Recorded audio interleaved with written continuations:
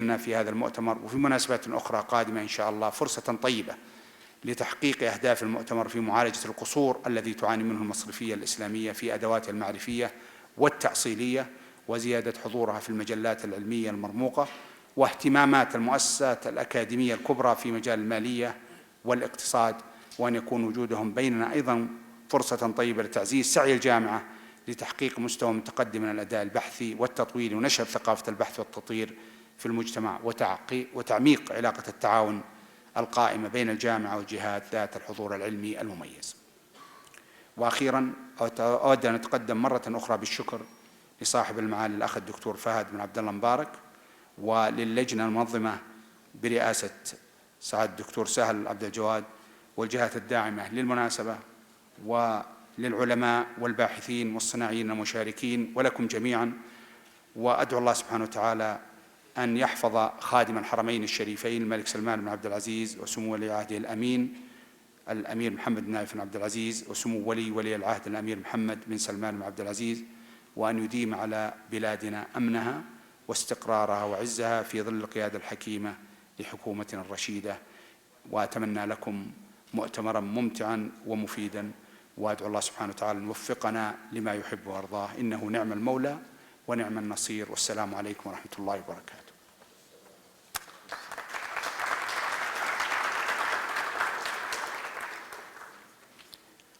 أما الآن مع كلمة الجهات الداعمة يلقيها نيابة عنهم سعادة نائب الرئيس التنفيذي ورئيس المجموعة الشرعية في البنك الأهلي التجاري الأستاذ عبد الرزاق بن محمد الخريجي.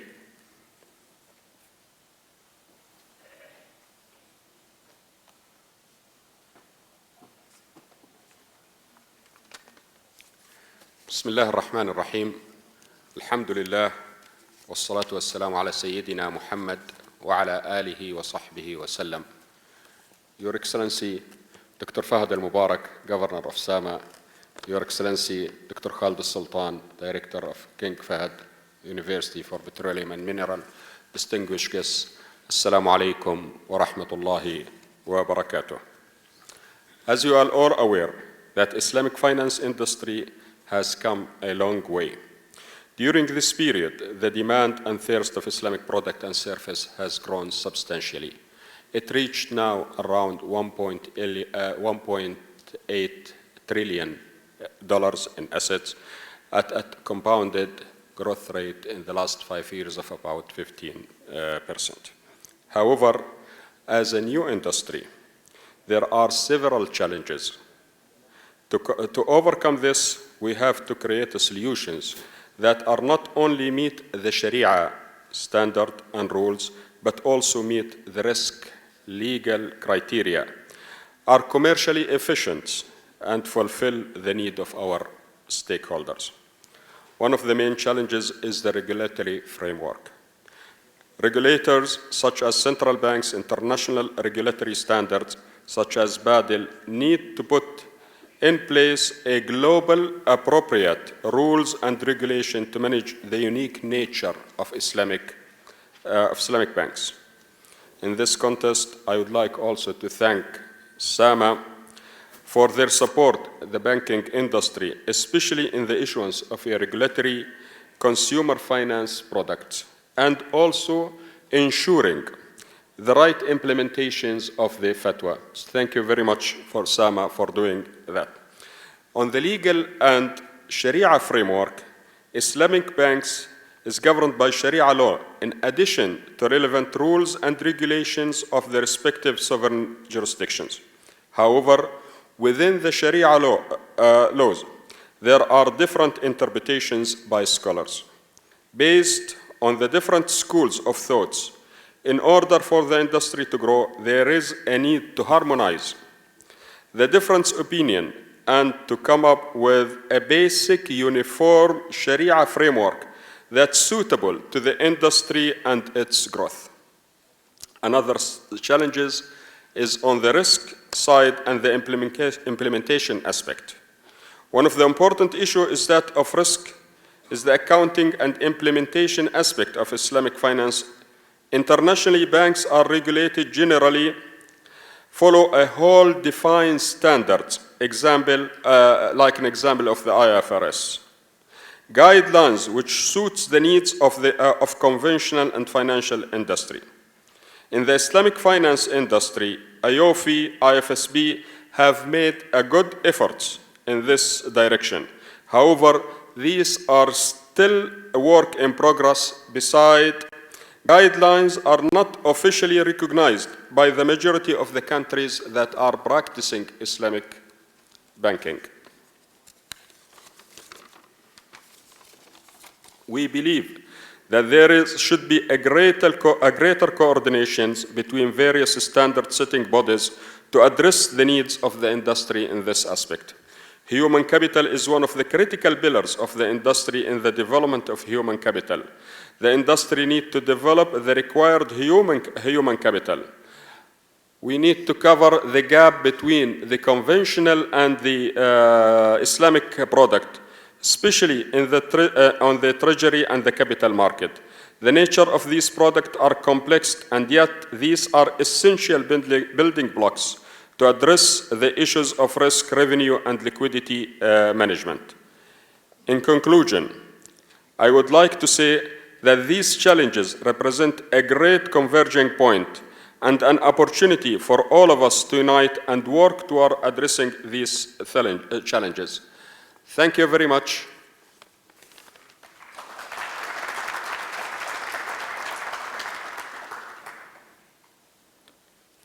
أيها الحفل الكريم، نستمع الآن لكلمة الافتتاح من معالي محافظ مؤسسة النقد العربي السعودي الدكتور فهد بن عبد الله المبارك، فليتفضل مشكورا.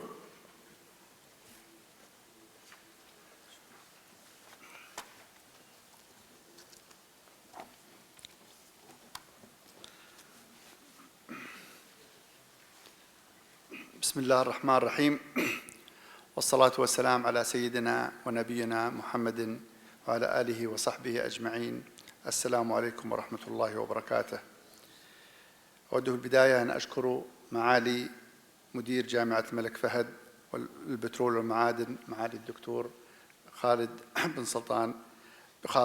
بن صالح السلطان لهذه الدعوة الكريمة لي للتحدث معكم، ولسعادة الوكيل الدكتور سهل عبد الجواد لتنظيم هذا المؤتمر، وكذلك لمركز التميز للدراسات المصرفية والتمويل الإسلامي بالجامعة ورئيس المركز سعادة الدكتور عبد الله بن محمد المنصور، وجميع الأخوة القائمين على تنظيم هذا المؤتمر الأول للأبحاث التمويل الإسلامي بالمملكة.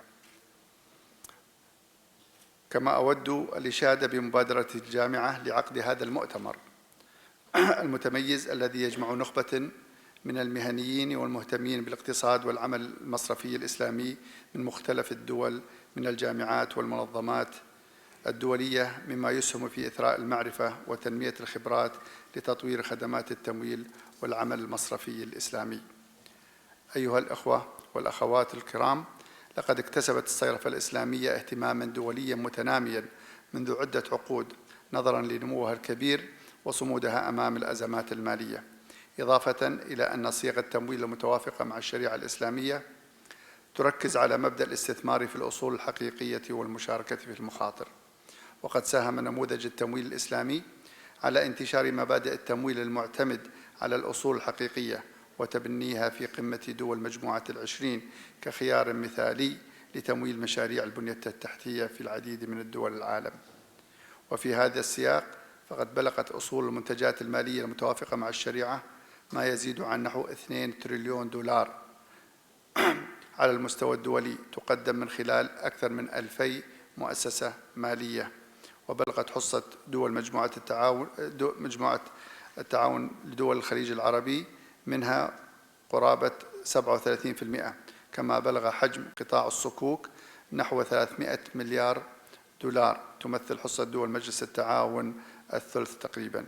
وبلغت أصول قطاع الصناديق الاستثمارية أكثر من 75 مليار دولار، منها 45 في دول مجلس التعاون. أيها الحضور الكرام، شهد العمل المصرفي المتوافق مع الشريعة الإسلامية في المملكة نمواً سريعاً خلال السنوات الماضية، حيث تمثل حالياً المنتجات المصرفية المتوافقة مع الشريعة في المملكة نحو 20% من إجمالي المنتجات المصرفية الإسلامية على مستوى العالم. أما على المستوى المحلي فإن قرابة 50% من أصول القطاع المصرفي متوافقة مع الشريعة الإسلامية. وبالإضافة إلى المصارف فيوجد بالمملكة 30 شركة تمويل تقدم منتجات تمويلية متوافقة مع الشريعة للأفراد وللمؤسسات التجارية والشركات الصغيرة والمتوسطة، بالإضافة إلى 35 شركة تأمين تعاوني تقدم منتجات كذلك متوافقة مع الشريعة الإسلامية. وتستخدم مؤسسة النقد العربي السعودي نموذجاً موحداً يمكن من خلاله الرقابة والإشراف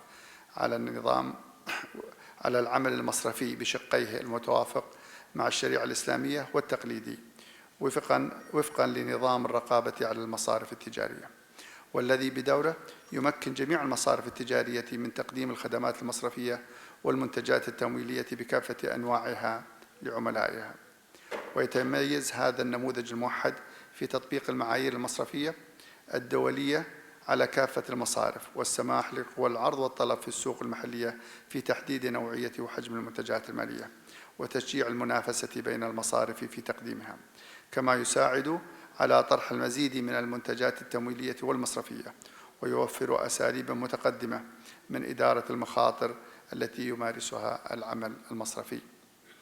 ومن منطلق إدراكنا في مؤسسة النقد العربي السعودي لأهمية المنتجات والخدمات المصرفية المتوافقة مع الشريعة الإسلامية، فقد شجعت المؤسسة المصارف وشركات التمويل على تلبية متطلبات السوق وفقاً لأفضل المبادئ والمعايير الصادرة في هذا الخصوص، حيث تمارس المؤسسة مهمة الرقابة والإشراف والتنظيم على الأنشطة المصرفية بصفة عامة وفقاً لمعايير ولوائح وتعليمات تصدرها المؤسسة النقد ومستوحاة من المبادئ الدولية، ومنها الصادر عن لجنة بازل للرقابة المصرفية ومجلس الاستقرار المالي فيما يتعلق بمعايير الحوكمة وكفاية رأس المال والسيولة وإدارة المخاطر والتمويل المصرفي والانضباط وغيرها من المتطلبات الرقابية والإشرافية الأخرى.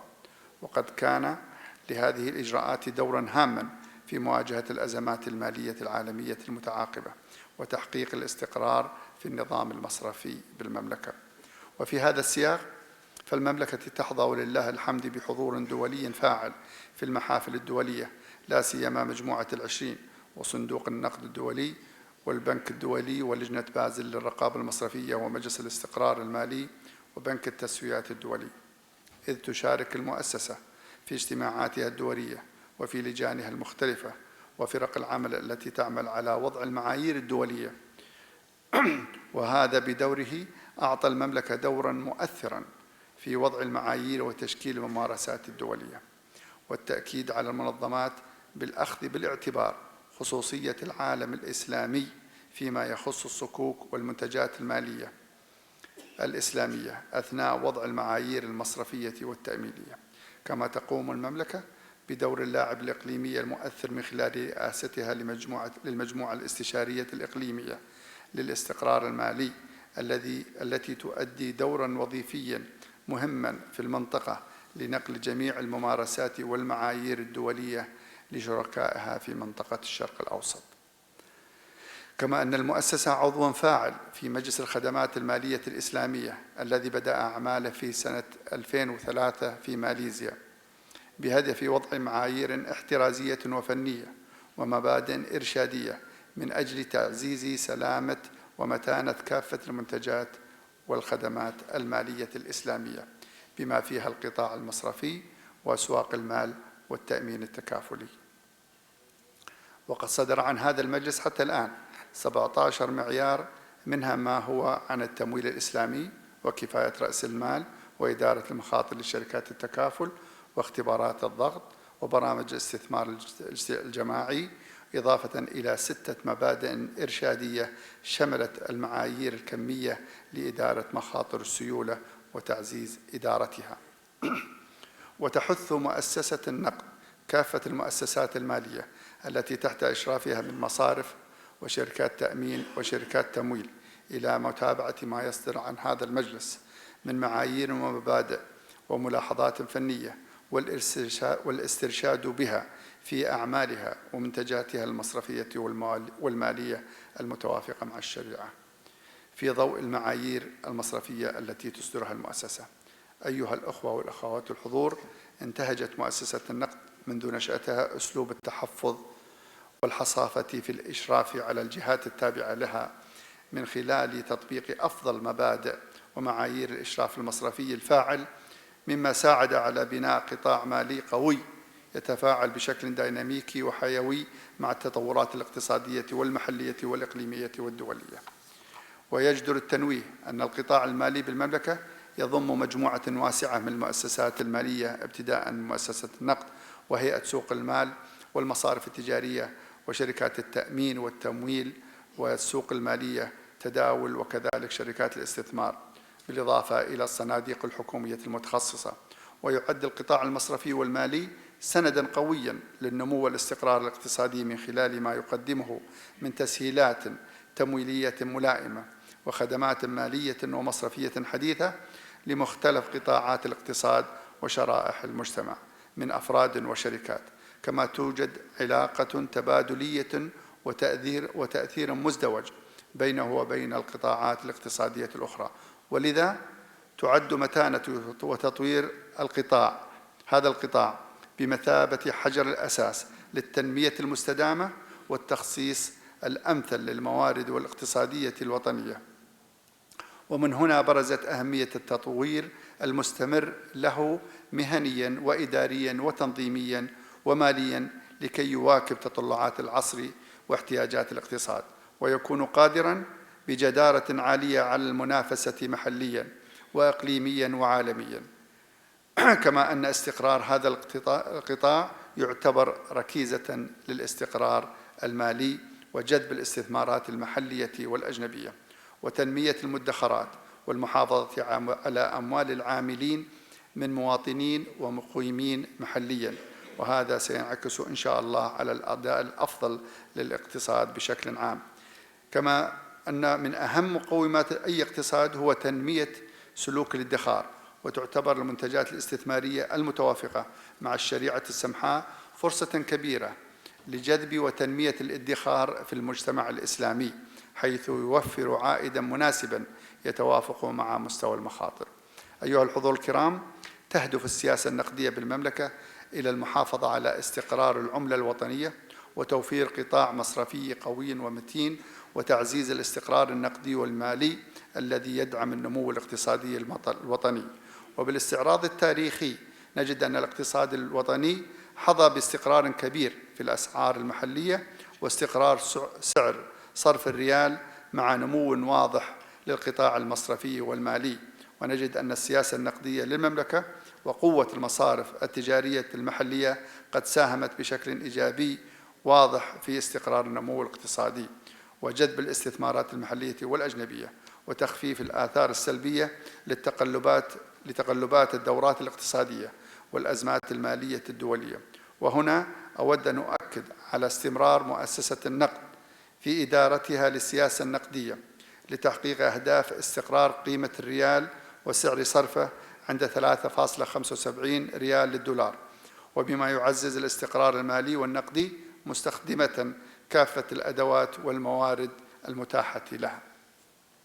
أيها الأخوة والأخوات الحضور، في ختام كلمتي هذا أود التطرق بعجالة إلى أبرز التطورات الاقتصادية التي يشهدها اقتصادنا الوطني. فعلى الرغم من تراجع أسعار النفط والظروف التي تمر بها المنطقة، فقد حقق الناتج المحلي الإجمالي الفعلي في عام 2015 نمواً نسبته 3.4%، وكذلك القطاع الخاص نمواً نسبته 3.7%. كما شهد القطاع المصرفي نمواً في معظم بنود مراكزه المالية. ومن المتوقع إن شاء الله أن يستمر هذا الأداء الجيد للاقتصاد الوطني في ضوء توجيهات خادم الحرمين الشريفين وولي العهد حفظهم الله. كما أن الاقتصاد سيستفيد من التطور الكبير الذي شهدته البنية التحتية والكوادر البشرية السعودية في السنوات الماضية، إضافة إلى التغييرات الهيكلية الأخيرة في آلية إعداد المالية العامة للدولة.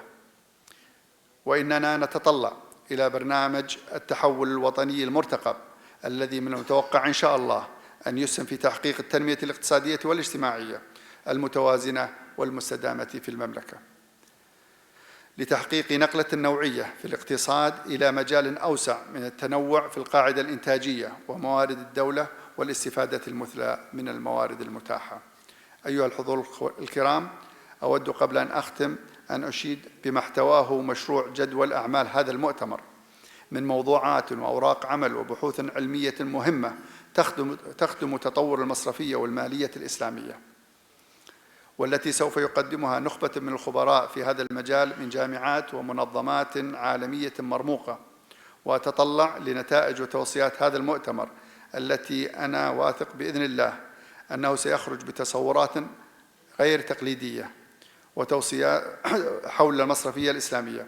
ولكوني أتحدث اليوم بين نخبة من الخبراء والباحثين في مجال الصرافة والتمويل الإسلامي، فإني أود أن أركز على الدور المأمول من الجامعات ومراكز البحوث واللجان الشرعية بالمملكة ودوليا لدراسة التحديات وتلبية احتياجات العملاء المتعددة والمتغيرة التي تنسجم مع تطورات المجتمع وتلبي رغباته، وإطلاق الإبداع والاجتهاد المرتكز على تعليمات الشريعة السمحاء والمعرفة المالية والفنية والإلمام والمالية بالمعايير المصرفية، حيث أن شح الدراسات والأبحاث ومحدودية عدد الباحثين المتخصصين في تشريعات الصرافة الإسلامية تعد أحد معوقات النمو المأمول لصناعة التمويل الإسلامي وتطورها، كما أن محدودية الدور الفاعل للتدريب الملائم كما ذكر الأستاذ عبد الرزاق، تنظيم الملائم للتدريب قد يسهم بطريقة غير مباشرة في بروز ممارسات ومنتجات مالية قد لا تتناسب مع أحكام الشريعة والبيئة التنظيمية والمالية والاقتصادية، مما يعرض القطاع المالي والعملاء للمخاطر المالية، وبالتالي انحسار الثقة في المنتجات المصرفية والادخارية المتوافقة مع الشريعة. كما يسرني تفاعل الجامعات السعودية لتطوير هذا القطاع الحيوي في مجتمعنا الاقتصادي، وأخص بالشكر جامعة الملك فهد للبترول والمعادن وجامعة أم القرى وجامعة الملك سعود لمبادرتهم وجهودهم المشكورة في عقد المؤتمرات وتأسيس المراكز العلمية المتخصصة لتطوير وتنمية علوم ومنتجات صناعة المصرفية والمالية الإسلامية لما فيه خير الدين والدنيا بالمملكة والعالم الإسلامي أجمع. أكرر شكري لمعالي الدكتور خالد السلطان وسعادة الوكيل سهل عبد الجواد ولجامعة الملك فهد للبترول والمعادن ولمركز التميز للدراسات المصرفية والتمويل الإسلامي لما يقدمه منذ بداية إنشائه في 2012 من دراسات وأبحاث وورش عمل وبرامج أكاديمية متطورة في مجال تطوير القطاع المالي والصناعة المصرفية المتوافقة مع الشريعة الإسلامية، وما تقوم به الجامعة من تخطيط ودعم للأنشطة البحثية التطبيقية في المجالات المهنية والفنية المتخصصة، مما ساهم بشكل فاعل في تزويد طلابها بالمعرفة والمهارات والسلوكيات اللازمة لتوفير قادة وأكاديميين قادرين بإذن الله على إحداث نقلة نوعية في مجالات الهندسة والعلوم والإدارة الأعمال التي يحتاج إليها مختلف قطاعات الاقتصاد الوطني بشكل عام، داعيا الله أن يساهم هذا المؤتمر في إثراء المعرفة وتقديم الخبرات التي تدعم وتساعد على تطوير خدمات التمويل والعمل المصرفي. وإننا نتطلع من كافة جامعات المملكة ومراكز الأبحاث لممارسة دور أكبر في دعم صناعة المصرفية الإسلامية وتطوير منتجاتها ودعم الكوادر الوطنية فيها. شكرا لكم جميعا، وأتمنى لهذا المؤتمر النجاح، والسلام عليكم ورحمة الله وبركاته.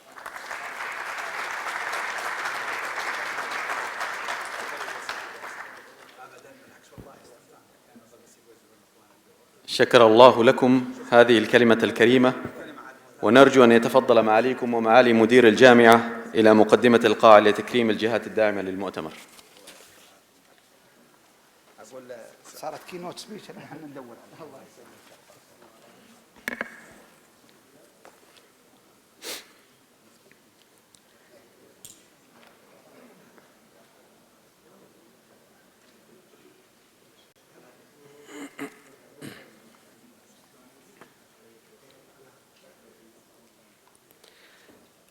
أولاً، الداعمون الرئيسيون: البنك الأهلي التجاري، ويمثله سعادة نائب الرئيس التنفيذي ورئيس المجموعة الشرعية في البنك الأستاذ عبد الرزاق الخريجي.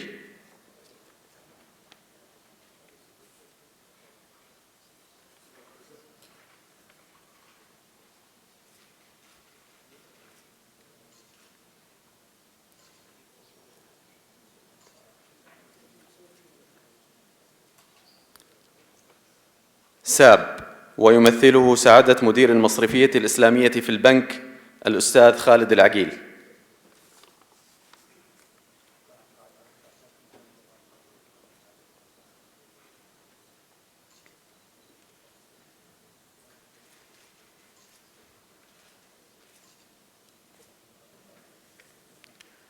ثانياً، الداعمون: ميفك كابيتال، ويمثله سعادة مسؤول علاقات العملاء الأستاذ مراد البقمي.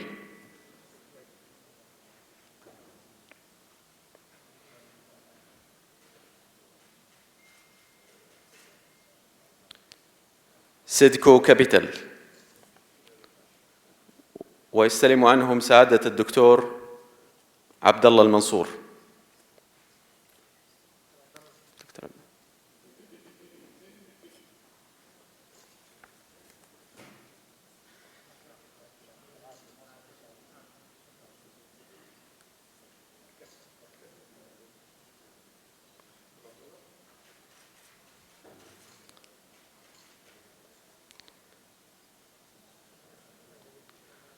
ويتفضل الآن معالي مدير الجامعة بتكريم معالي محافظ مؤسسة النقد العربي السعودي.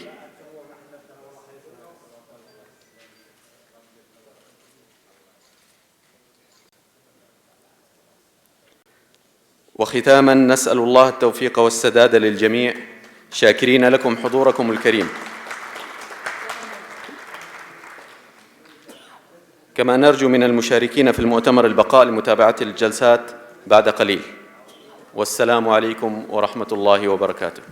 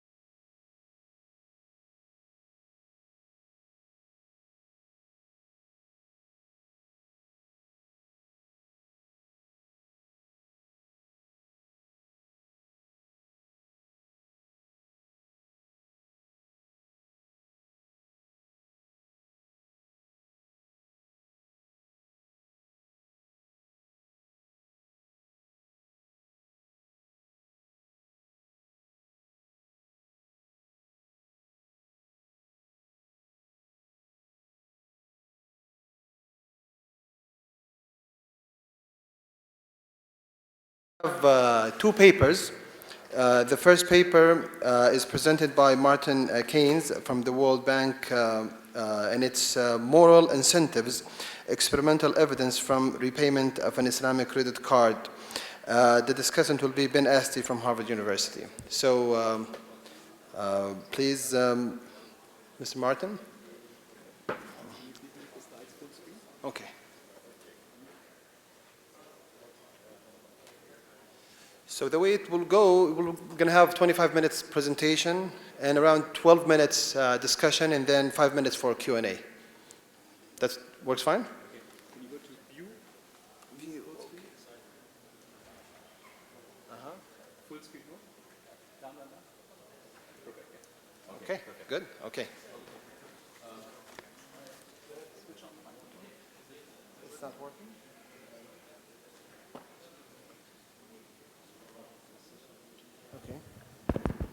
All right. Okay, so let's get started.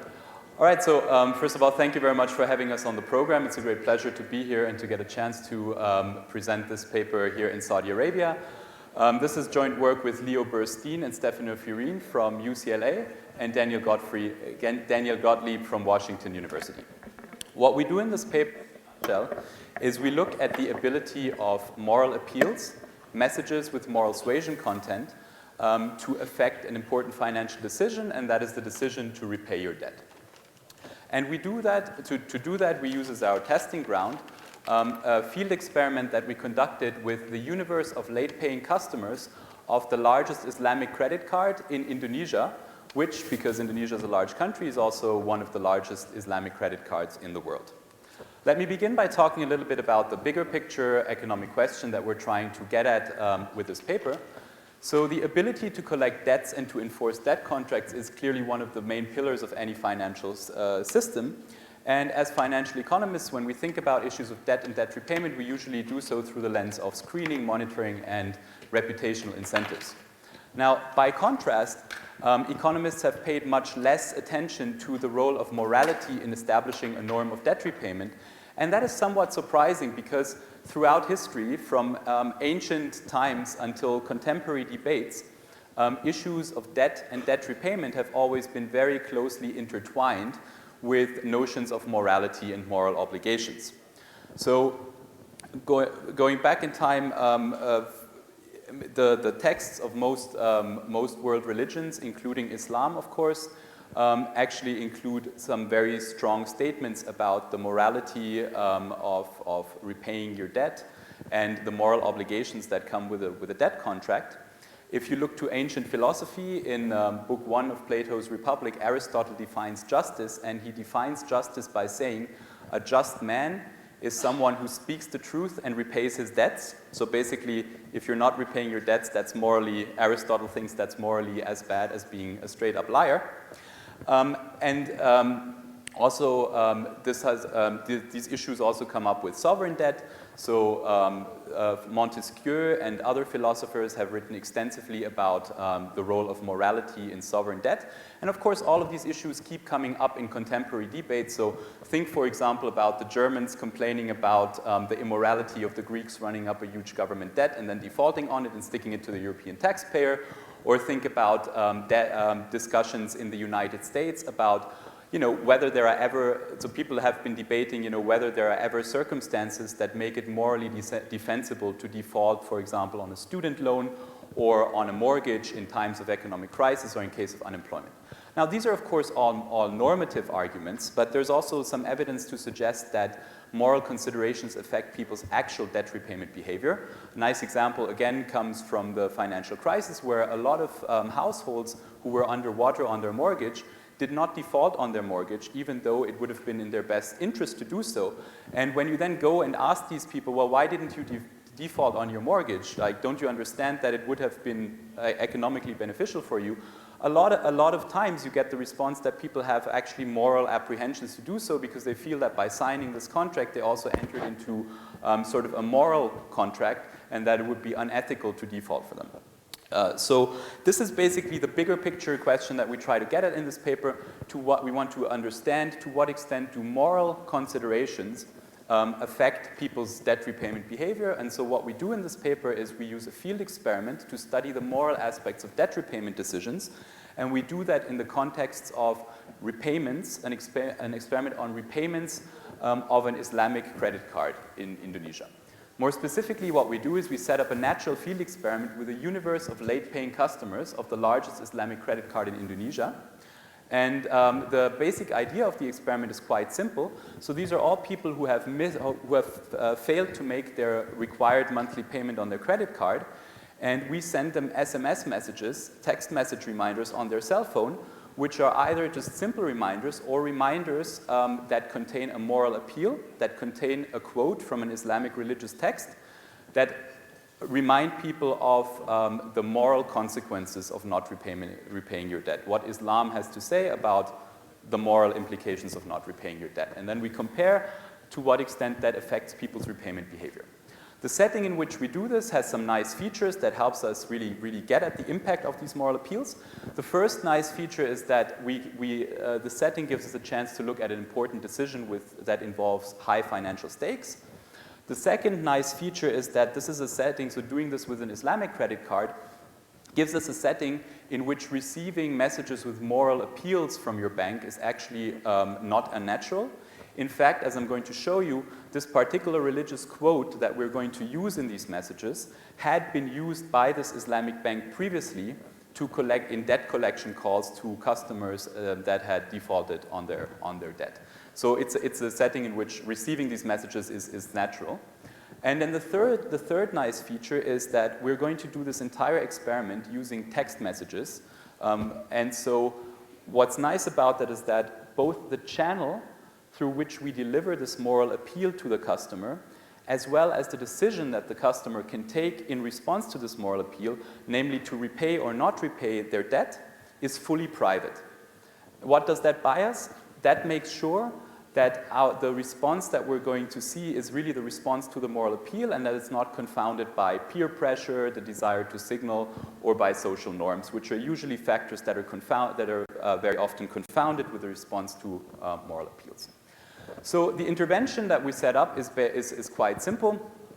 We send text messages that are either simple reminders or reminders that contain a moral appeal to late-paying credit card customers. We take advantage here of the fact that even prior to our study, our partner bank had already introduced a text message reminder system that would send you an automatic text message. One day, if you missed your payment, you got a neutral reminder one day later, 24 hours later, saying, hey, we haven't received your repayment, please make your credit card payment. So between February and June 2015, we worked with the bank to develop a second set of messages that was sent to customers 2 days before the end of a 10-day grace period. So 2 days before you would actually get in trouble for not making your payment, so 2 days before you get reported to the credit bureau, your card gets blocked, we send you another reminder. And we send basically, so customers receive receive one of 3 types of reminders. The main type of reminders are a moral message reminder that reminds you that you have not made your payment and highlights the moral consequences of not repaying. Then we have another group of customers that gets reminders that remind you and alert you to the financial consequences of non-repaying. This helps us benchmark the effect of the moral messages, the moral appeal. And then we have another group of customers that gets either a simple reminder or a number of placebo messages, and we use the effect of these placebo messages to tease out the mechanism through which the moral appeal message affects behavior. Our main treatment of interest, our main experimental treatment here is this moral incentive message. This message reminds you that you have not made your credit card payment, and it highlights the moral implications of not repaying your debt by using a quote from a widely recognized Islamic text. So for the non-Muslims in the audience, I should maybe explain where this quote comes from. So this quote comes from one of the hadiths. The hadiths are basically collections of stories about the life of the Prophet Muhammad and the teachings of the Prophet Muhammad. And so this is a quote taken from the Shahir al-Bukhari, which is the most widely recognized hadith collection among Sunni Muslims in Indonesia. And our partner bank had in fact used this message previously in debt collection calls to delinquent customers. So if you're on our customer list, you haven't made your credit card repayment, and you are randomly assigned to receive our moral incentive message, you get a message that reads, "The Prophet, peace and blessings be upon him, says non-repayment of debts by someone who is able to repay is an injustice." It then gives the source of which text this quote is taken from, and it says, "Please repay your credit card balance, call our customer service number." Again, two important features of this message is, first of all, this message is natural in this context. The bank had used this message before.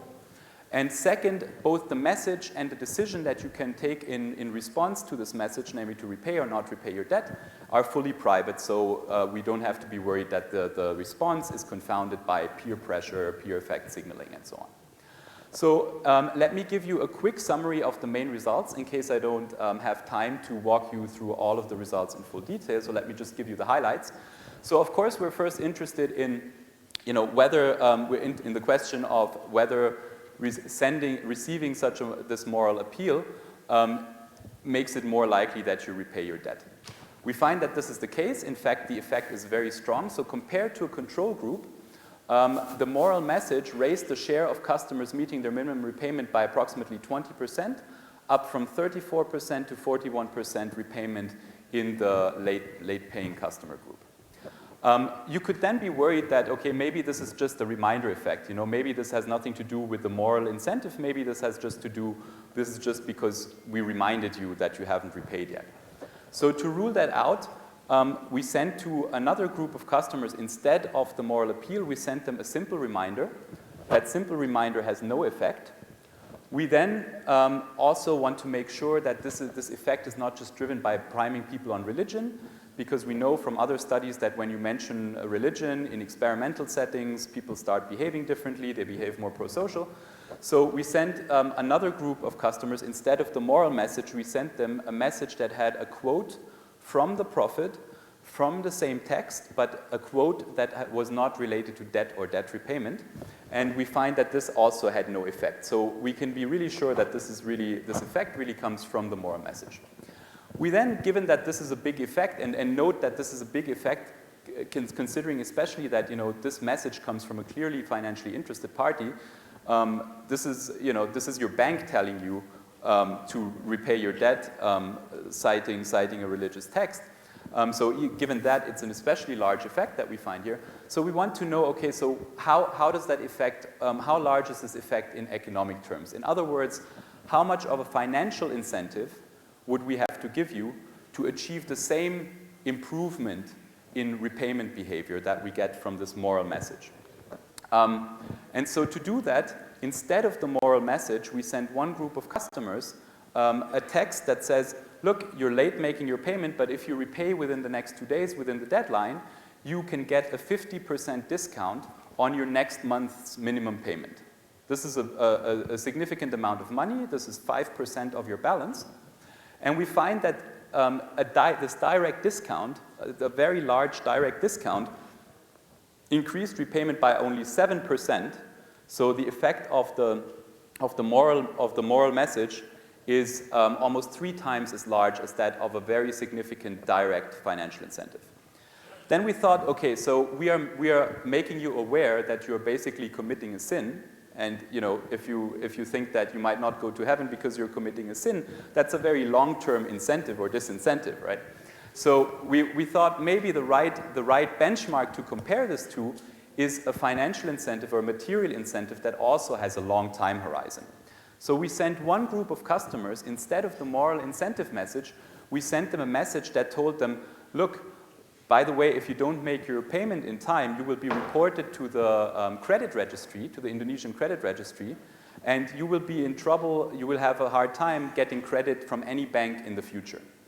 Now that message also is the only financial incentive that has an effect that's in the same ballpark size as the effect of the moral message. So that suggests that people think of this moral message as really a very long-term incentive, and they respond to it very strongly. The response is much larger, almost 3 times as large as that of a direct incentive. Then the final big result, so we want to understand better, so given that people seem to respond very strongly to the moral incentive message, we want to better understand what drives this reaction. So as you've seen, the moral message contains a moral statement saying that, it is morally wrong to not repay your debt if you can. But it also invokes the authority of the prophet and the authority of a widely respected religious text. So we want to know, is the response driven by the moral statement, or is the response driven by us invoking the authority of religion?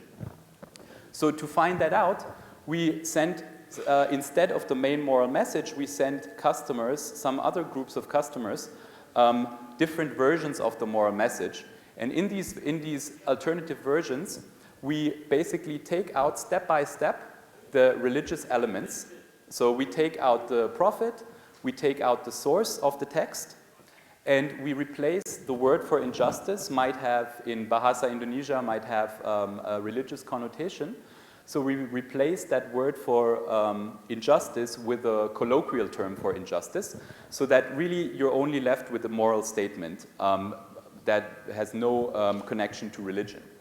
What we find, and this surprised us actually, is that all 3 versions of the moral incentive message, even the one without the religion, have the same impact, And this basically means that what people are reacting to, this suggests that what people are reacting to is really the moral statement that it's morally wrong to not repay your debts if you are able to, rather than that they're just responding to the authority of religion.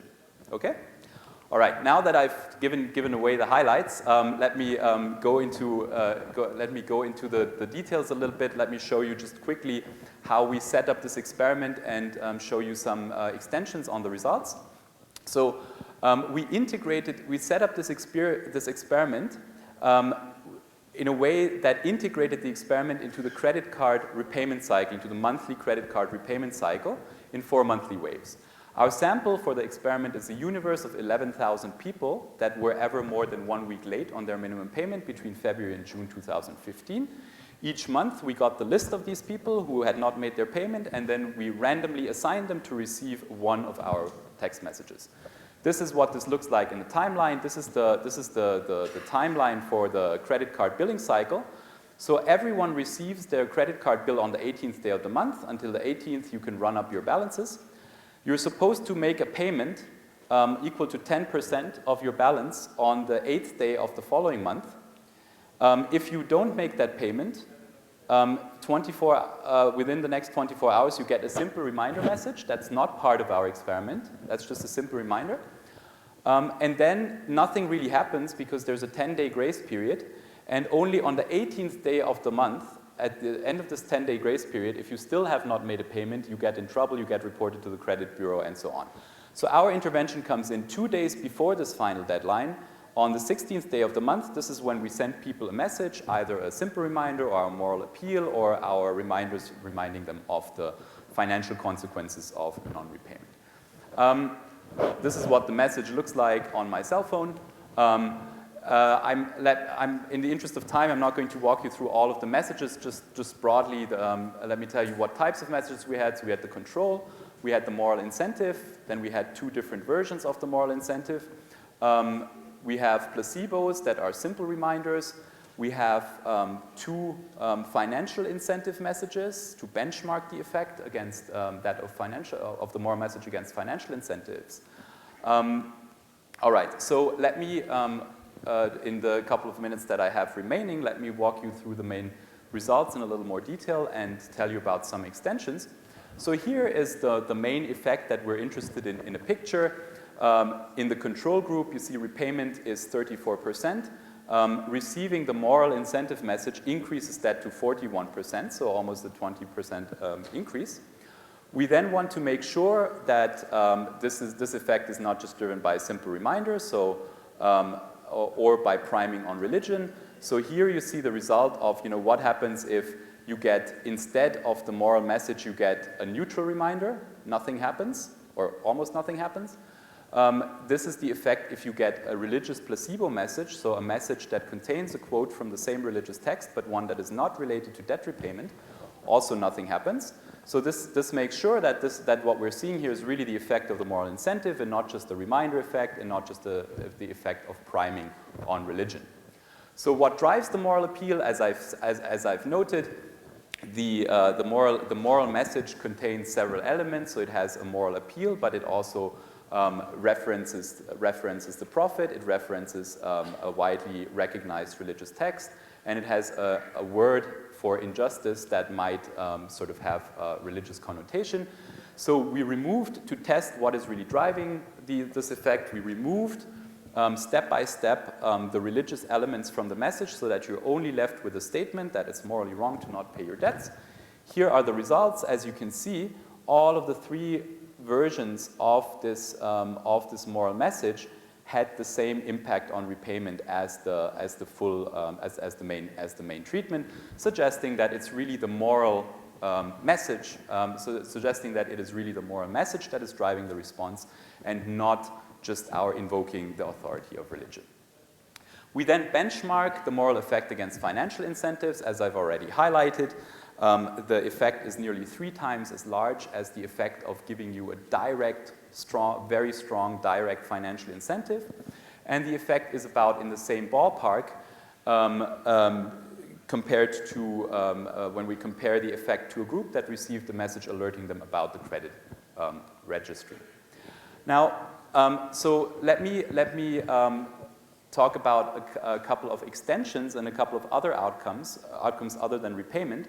I should say that our main outcome of interest in this paper is really repayment. The reason for that is that repayment happens within the window of the experiment, within the time window, where we have full experimental control over our sample. So that changes after the 18th day of the month, after the deadline. We no longer have full experimental control. Specifically, the bank could decide, for instance, so the bank is free to go after customers and try to make collection calls. And you could imagine that maybe they put in more effort in going after people in some of the treatment groups that had lower repayment performance. So for that reason, any outcomes that I'm going to show you that are not repayment should be interpreted with caution. They might not be purely causal, but I think it's still interesting to see because it gives you more background and a better, more context for interpreting the results. So first, we have savings account balances for a large fraction of our sample. And so we see that among those customers that respond to our messages by making a repayment, they are much more likely to reduce their savings balances between the 16th and the 18th day of the month.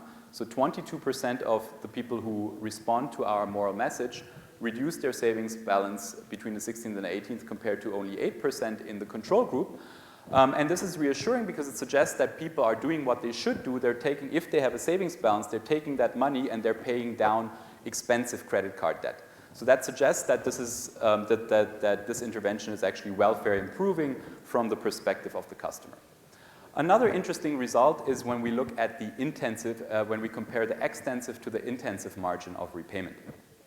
So note here that when we look at the intensive margin of repayment, we of course have a selected sample because we know that inframarginal customers in the treatment groups have a lower willingness to repay ex ante. What we can do is we can put in zeros for those that didn't make a payment, and we can look at the intensive versus extensive margin. And a very interesting pattern emerges here. So we find that, so recall that receiving the credit bureau message had an effect that was about the same size as that of the moral incentive. However, when we look at the intensive versus extensive margin, we see that people who repay, who receive the credit bureau message, they make just the payment, just the minimum payment required to stay out of trouble with the credit bureau. So they just make just that 10% payment. Whereas people who receive the moral appeal, because of course the prophet says, you should repay your debt. The prophet does not say, you should repay 10% of your debt. So people who receive the moral message make on average much higher payments payments that are much larger than just the minimum amount that's required to stay out of trouble. We then also look at the impact of the message in later months. What we see is that the message, the receiving the moral message does not reduce the probability that you show up again in the sample of late payers the next month. We are at the moment, we're running some extensions of this experiment in the field. And what we're especially interested in is to look at, what happens if you send someone the message again, the same message again, after 1 month versus after 8 or 9 months. And what we seem to find, so these results are still preliminary, they're not in the paper yet. What we seem to find is that the message does not work again when you send it 1 month after they've already received it, but it starts working again after a delay of 8 or 9 months. And this suggests that what's really happening here, so this is consistent with a salience or top-of-the-mind type of interpretation of these results.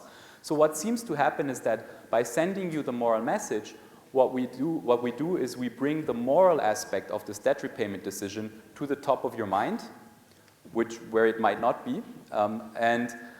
So if you receive the message 1 month later, it's not going to do anything because it's still at the top of your mind. But if we send you that message 9 months later, it might have slipped from the top of your mind, and we remind you of it again, so it starts working again. So the results are consistent with a sort of top-of-the-mind salience interpretation. And I'm going to conclude here because I'm out of time, and I thank you very much for your attention. Thank you.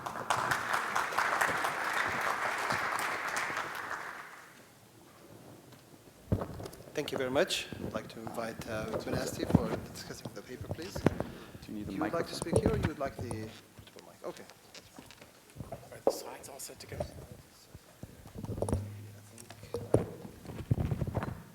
Do it in the platforms, right?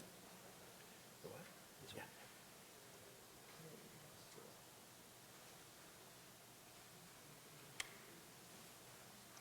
Okay.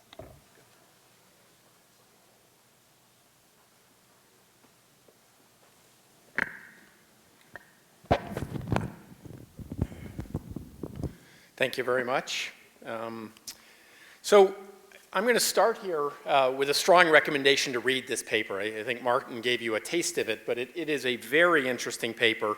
And I must say, it's the sort of research that I really like. These new randomized field experiments where people go out and actually carefully design, and these guys have done a very nice job in research design, carefully design the paper to achieve a specific test. In Martin's own words, I mean, I'm just amazed that some bank will let you play with 10,000 of their customers. And as Martin said, he has full experimental control. And the idea that someone's going to let you just go play around, and it's not quite playing, there's some benefit obviously to them, but it really is incredible that when this stuff gets done. So it's a paper that I think really helps us understand non-monetary incentives. In this case, it's the moral incentive. And I think that is where the newness of the paper comes in and is actually something that's useful. And again, as I said, it's very clever research design and how they vary the text message and whether they include the prophet's name or they include certain uses of the word justice or the placebo messages. So I think they did a very nice job that allows them to isolate morality as the key aspect they're trying to look at. So overall, I like it very much. I do have some comments. I'm probably not going to get into every aspect of this, but I want to start off at a very high level with a theoretical concern. This paper is about the morality of repayment. There's a flip side or a dual problem on the morality of lending. And the paper starts off with this quote: "There are countless references to the moral aspects of repaying one's debts." The authors, and I think they have to be careful here because they generally focus on Western sources. So Martin talked about Aristotle. Martin, in the paper, they talk about the Bible. I think this may or may not be relevant or as relevant in the context of an Islamic banking community. So I'm going to go down the path here, which one might call the Elizabeth Warren or Bernie Sanders critique, as a good New England liberal senators, their perspective of the financial crisis is quite different from what a conservative financial economist might say. But I'm got to get a little closer so I can read this one. But debt repayment is not a moral absolute. This is a quote by Rowan Williamson, the Archbishop of Canterbury, citing Leviticus. So, I can't see that. So, debt repayment is not a moral absolute because banks and lenders have themselves failed to accept the moral responsibility of their lending. If you are lending, you have a responsibility to control the circumstances to prevent damaging the person who borrows. So there's a flip side of this which is not addressed in the paper and I think needs to be. And in fact, and I'm way out of my league here, but if we go to Islam and the Quran, there's a whole bunch of references to things like, if a debtor is in hard times, let there be postponement until he is in ease. And so the authors really bang on this idea that non-repayment is an injustice, but there's a flip side here that I think mitigates this command to repay. And again, I think this is a setting where the authors could talk to people who know a lot more about this to really understand the context. And I think one of the lessons I think about when we talk about Islamic finance, especially those of us who come from a very different tradition, is that you really have to understand context. And it's one of the things that I think in this paper, the authors could do a little more on this basic setup. So a couple quick topics just in terms of the empirical that I think, or excuse me, the theoretical that could use a little more explanation. The authors really don't talk about enforcement. And I think it would be helpful for a reader to understand what are the traditional mechanisms. They talk about reporting you to a credit bureau, but is that done regularly? Is that done consistently? How is that done? So I hope they'll do that. A point here on the regressions, everything is run in OLS, and yet this is binary outcome variables. Did you repay or not? Lots of people in this literature use linear probability models, probe it, things like that. Why you're doing everything in OLS, it's simpler to interpret, but I think you need to carefully explain that as well. So empirical concerns, I'm only going to touch one or two of these. The first one is there's a whole bunch of control variables that are used but never discussed that I think could be interesting and relevant. One is the difference between Muslims and non-Muslims. A second is between male and female. All of the lessons sort of out of the Grameen Bank and lending to women sort of says there's a very different payment frequency, so I'd be interesting to know. I think there's another important control variable that the authors could have gotten, which is what is the ability to pay and how deeply in debt are you? So they have information on what the outstanding balance is or the minimum payment. They know what your income is. So I would like to know, controlling for your indebtedness, does morality actually make a difference? And so that would be, and I'm not going to go through all the rest for the sake of time, but further analysis, Martin started to talk about work on the extensive margin. In the paper I saw, it was sort of a half a page. I think a lot more could be done at looking at the extensive margin as opposed to the analysis, which the 15 pages are on the intensive margin. So there's more to learn there.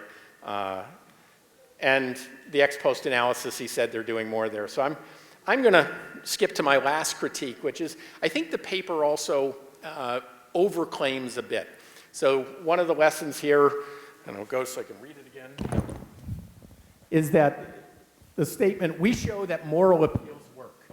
But there's evidence in the paper where they're very short term, and Martin says this is where they're headed with the research, which I think is great to figure out, is this one time, does it persist? It sounds like it doesn't really persist. And in the context of morality, it does have an effect, but something like reputation is 50% larger. So I think you got to put this in context. It's very similar to recent work by Lieberman on a Chilean bank and people paying to get out of their, or to restore their reputation. There's a second sentence in the paper that I think is a little too strong, where it says the moral appeal was substantially more cost-effective than direct financial incentives. That's actually true, but it's true locally. I mean, one of the great parts of this paper is it takes the morality treatment and then compares it to a financial treatment and compares it to the reputational treatment. But again, the authors have looked at a narrow measure of cost. So when they look at the cost of the rebate plus sending out the text message, they say rebate plus text is more than just sending a morality text. And that's true. But we don't know the other effects of sending out messages like this. So, for example, there may be lots of negative or unintended consequences when customers start receiving messages with religious statements in them or threats about a credit bureau. So I would want to know more about, did they annoy customers by mixing morality and religion and business? Did they annoy business leaders because of this? And I will end with a US-centric analogy, and some of you may know this. So Alaska Airlines was very famous in the United States for giving out prayer cards. And so on your lunch tray, you would get a prayer card that would look like this with just a random saying. So this one I've copied says, "I will praise God's name in song and glorify him with thanksgiving." That's from the Psalm 69:30. And they did this for a while, but pretty soon customers started to get really annoyed. And I'm just going to put up one customer comment. They stopped this in, I think, 2012. So here's a passage that said, "I get a clutch in my stomach when I read it. My reasoning was if they put that card on my plate, they must be worried that something bad was going to happen. If they're worried, I'm worried." So I think the point is there are sometimes unintended or negative consequences, and I think they have to be careful at saying something is effective till you've really thought through the broader set of consequences of interventions like this. But just to wrap up, it's a very interesting paper. I think it actually teaches us some new things. We can quibble with some of the econometrics, but I think as a general point, very useful, very interesting, and I would recommend you read it.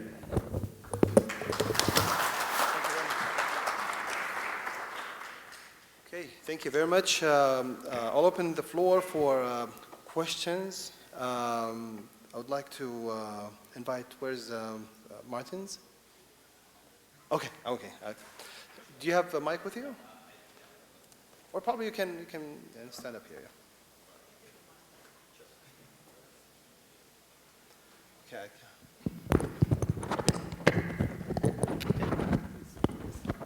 Yes. Martin, first of all, incredibly interesting paper. Highly enjoyed it. Thank you. I just want to say you're framing it as a moral incentive, and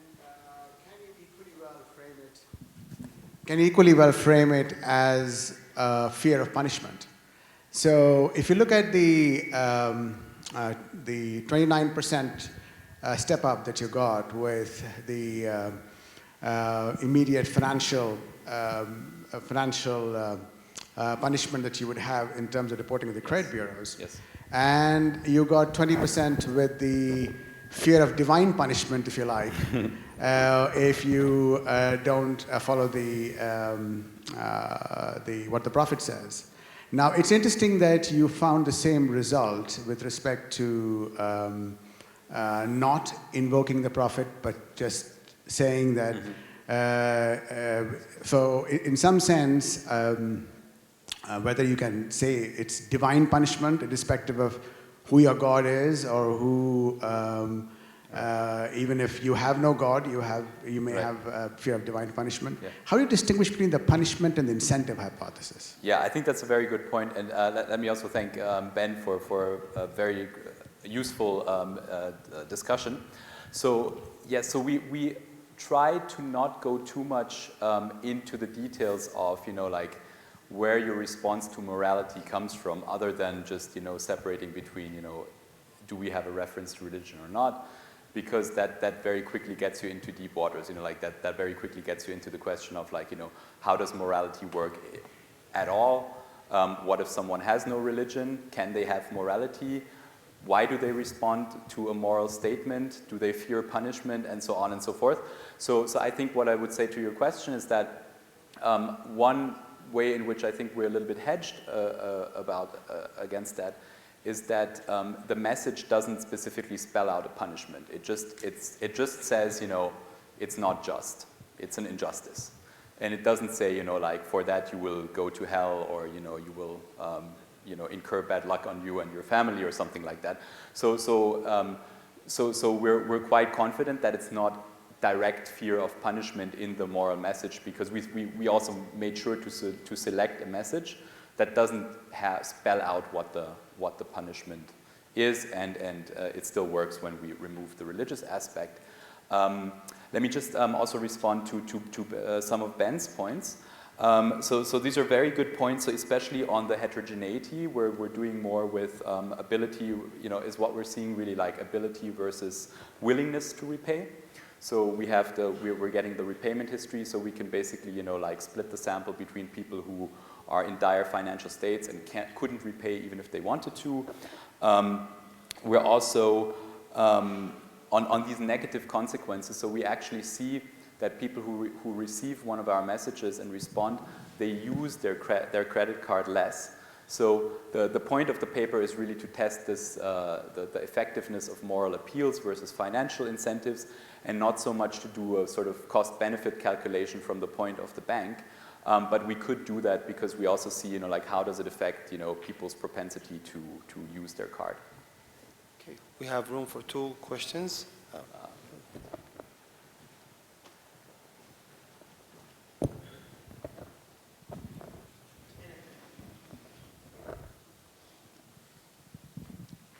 Thank you very much.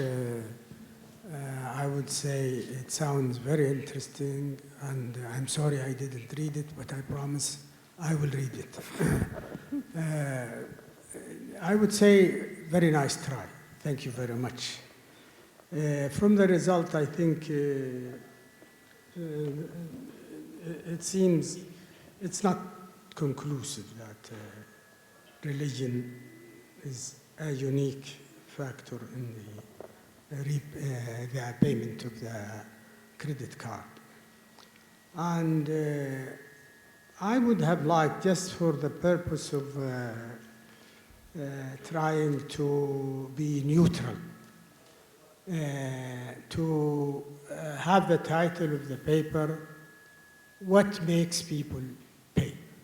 Because once you say the moral aspect or the religious aspect, you are already, you have determined your prejudices. Okay. So this is the first point. Although it's, I think the issues that you have raised are very interesting. Mm-hmm. The second issue is what the discussant pointed out. You have not talked about the customer himself. What is his ability to pay, whether he is a good man or a crook. Mm-hmm. If he's a crook, he doesn't care unless he has the punishment. The other aspect is the customer himself or herself. How did they or how do they make their money? It is very noticed that people who made their money in a shady way and they have a remainder of a religious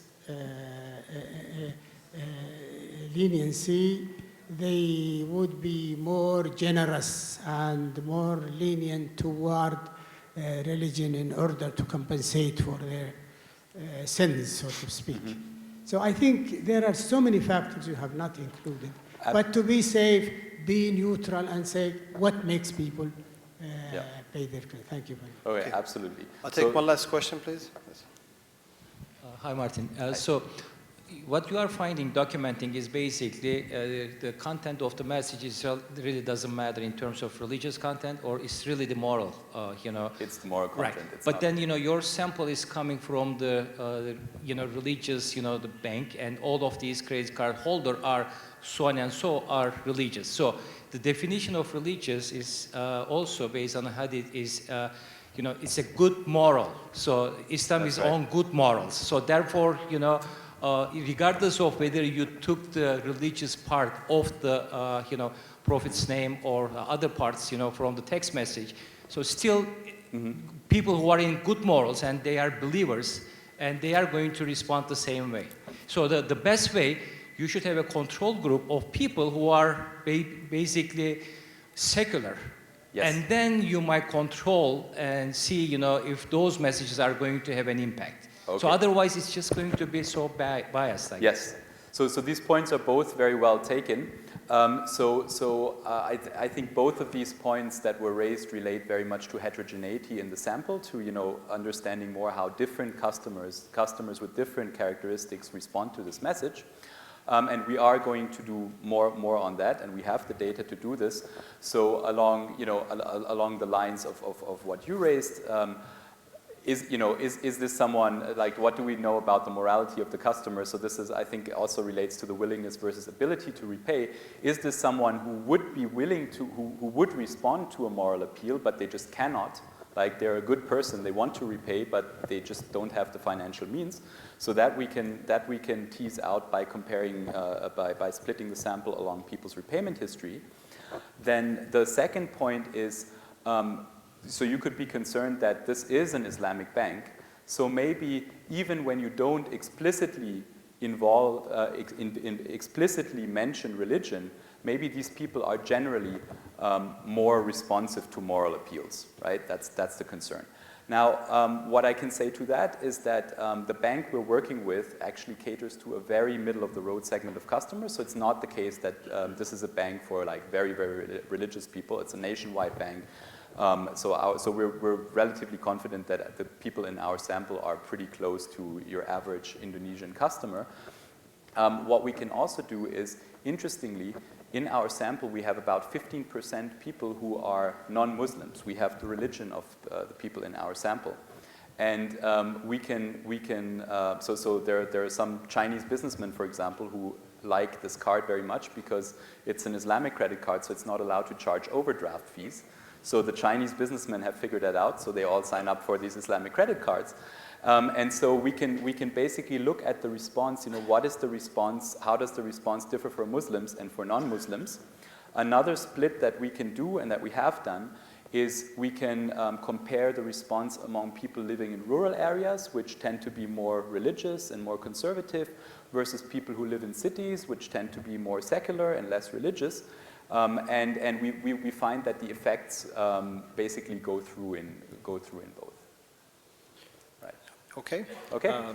That concludes this session. Thank you very much, Martin, as well as Ben and participants. Let's move on to the next paper, which is the performance of Islamic versus conventional banks, a note on the stability of capital requirements, presented by Kabir Hassan. Please.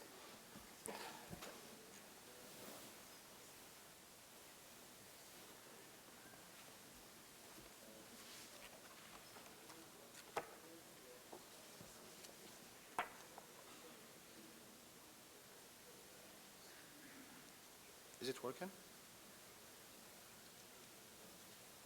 Okay. Well, good morning. We had a very good presentation this morning. Actually, I was a reviewer of this paper, and really I liked it. I have one question I didn't.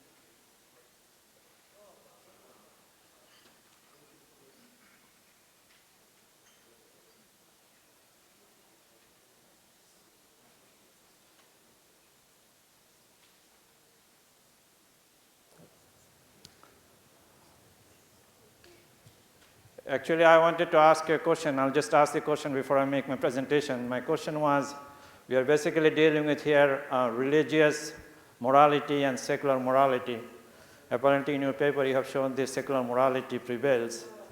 One of these question I had in mind, you have run these things during a non-religious holiday. If you ran the same thing during Ramadan, I would be interested in seeing how the results would turn out. Having said this, my presentation is very boring, technical. It's about capital ratios, conventional banks, and Islamic banks. So let me start with the basic context where I'm putting my whole idea into this thing. So there are Basel Accords since 1989 to 2010, and there are several financial crises, 1997 to 1999. There's Asian financial crisis. Then we had 1998 Russian financial crisis, 2001, the internet bubble or dot-com crash in 2007 and 9, we had the subprime crisis. You know, we say in the United States, the regulation is always crisis-driven. So there's a crisis, then we try to come up with the regulation, then there is another crisis. But here, we are looking at the viability of banking regulation as well as performance of the financial system. And within this context, in the last 40 years, Islamic finance emerged as a separate field of study. And Islamic finance is a business model different from conventional finance. And we are trying to see whether all the capital regulations that have been put forward from Basel 1, 2, 3, then we have this BCS and we have IFSB, whether those have any sort of differential impact on the conventional banks and Islamic banks. Now, having said this, so if you look at the solution proposed by BCBS, the more conservative regulatory requirements, Basel III, that's the latest one. And what makes Basel III different? There have some capital requirements. The common equity tier 1 over risk-weighted asset has to be greater than 4.5%, tier 1, tier 2. The total capital ratio is greater than 10.5%.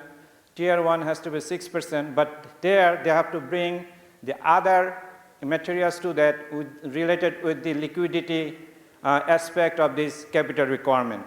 So the capital conversion buffer has to be 2.5%. There has to be countercyclical buffer, which is between 0 to 2.5% risk-weighted assets and combines items of a bank's core capital. Now, when you see the liquidity requirements, you have the LCR, the minimum acceptable amount of stable funding in a stress scenario with a horizon of 1 year. Then you have net stable funding requirement.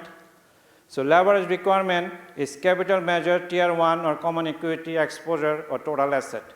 Why I'm bringing these things to you? Because when you talk about these different types of capital, different types of asset, now all these regulations are based on the understanding of a conventional banking model, not from an Islamic banking model. Now I'm saying that whether that really makes a difference within the context of Islamic banking, capital regulation in general. So there is no mention for Islamic banks in these regulatory exercises. Do capital ratios have the same impact on the performance of Islamic banks? The Basel capital versus traditional capital, risk-based capital versus non-risk-based capital, whether they have any impact on profitability indicators, they have any impact on efficiency indicators, conventional versus Islamic. Our objective is to empirically evaluate the effectiveness of different types of capital on the profitability and the efficiency of Islamic banks compared to the conventional ones. So there is a brief literature review here. You have capital and performance of conventional banks. You know, more capital makes more efficient, less efficient. So always, you know, you always try to argue. Some literature says that capital is not really good. It puts that constraint upon the operations of banking. The other part says that no, it is good because it does a lot of good things. So those who believe the public interest versus private interest, so there is a public interest part of capital regulation. There's a moral hazard aspect of it, so more capital constrain the moral hazard activities of banks in general, and they try to do their job more efficiently. There is also the agency cost aspect of it, Barger and DiPetti.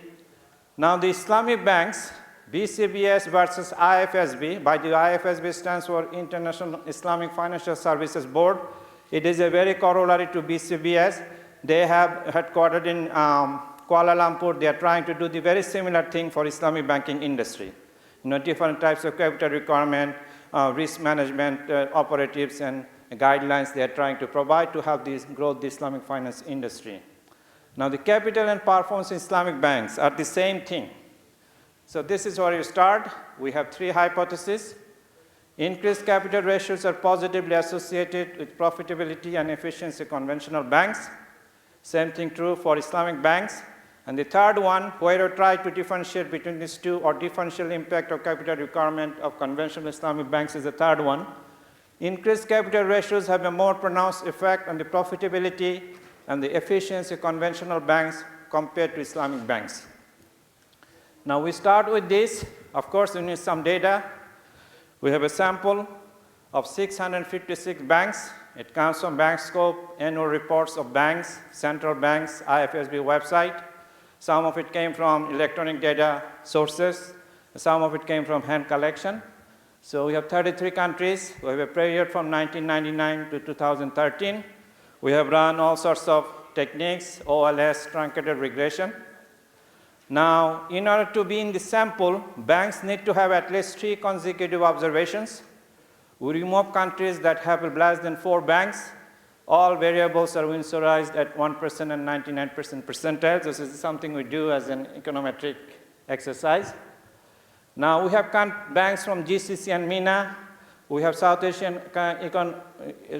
Asia. We have Sub-Saharan Africa. We also have from UK. Now, this is our model. We have 2 definitions of profit, 1 and 2. We have 2 definitions of efficiency.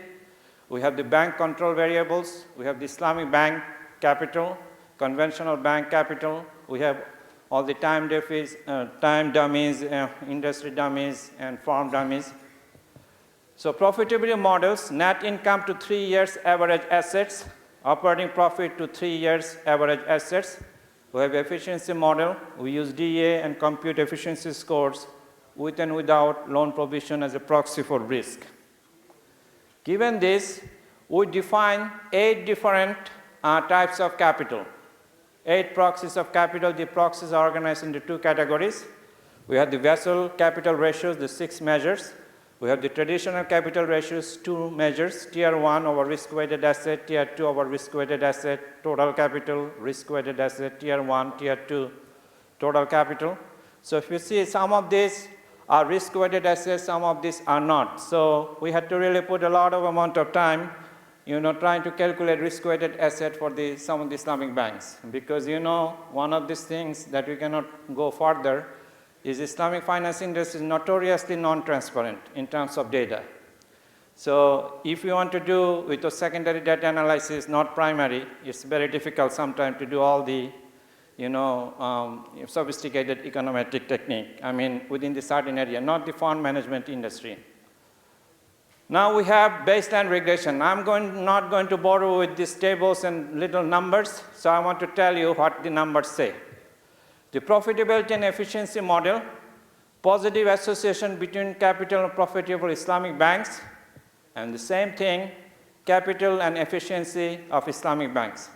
So I have 2 types of performance measurement. One is the efficiency measurement, the other one is profitability measurement, and we find support for our hypothesis. The results support the public interest view and the moral hazard hypothesis. Of course, we have to tell and sort of substantiate with some sort of theory behind it, and we find there are more. So we have 2 theories that goes with this relationship, the public interest and moral hazard, and it supports them.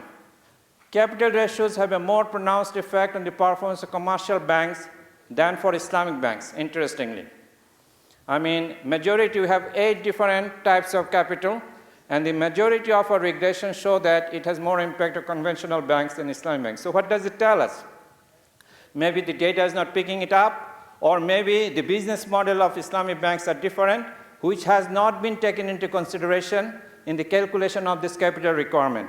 Definitely for Basel type of calculations, but I'll show you later IFSB, which has come up with different types of how to calculate capital requirements for Islamic banks that has been more beneficial to the Islamic finance industry because they take into consideration the specific business model of Islamic banks. Results 2, bank size, too big to fail, and highly capitalized banks. We interacted capital ratios with bank size. Larger banks are more profitable and more efficient, especially for commercial banks. We interacted capital ratios with a dummy too big to fail that equals 1 if bank total assets is greater than upper quintile 75%, and 0 otherwise for Islamic and commercial banks. Too big to fail banks are more profitable and more efficient, especially for commercial banks. Interestingly, these are the banks who are the root cause of this financial crisis, and these are the banks also making more money again right now. Very interesting. They control our life, so Bernie Sanders may be right. No, just kidding. We use several definitions for highly capitalized banks. We find that highly capitalized banks are more profitable and more efficient for both Islamic and commercial banks. More capital, they make it more profitable, and as a result, you can make a corollary argument that they make it more stable, the financial system. So those who argue for higher capital ratios for the commercial banks or Islamic banks, that's in the right direction from the public interest view. And I'm on that opinion. Then we look at the corporate governance issue, institutional environment. We examine the impact of a set of institutional variables, capital stringency, information disclosure, the existence of external auditors, the fraction of bank ratings in a country, the average tenure of supervision, and overall economic freedom. You know, this smorgasbord of all these corporate governance control variables that you use, we have also used in this context and see whether that makes any difference between conventional banks and Islamic banks.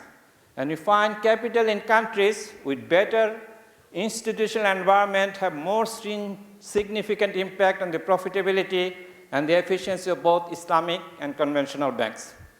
I mean, you're not surprised. That's what we're supposed to, we expect to happen. And same thing happened in our data set as well. Results 4.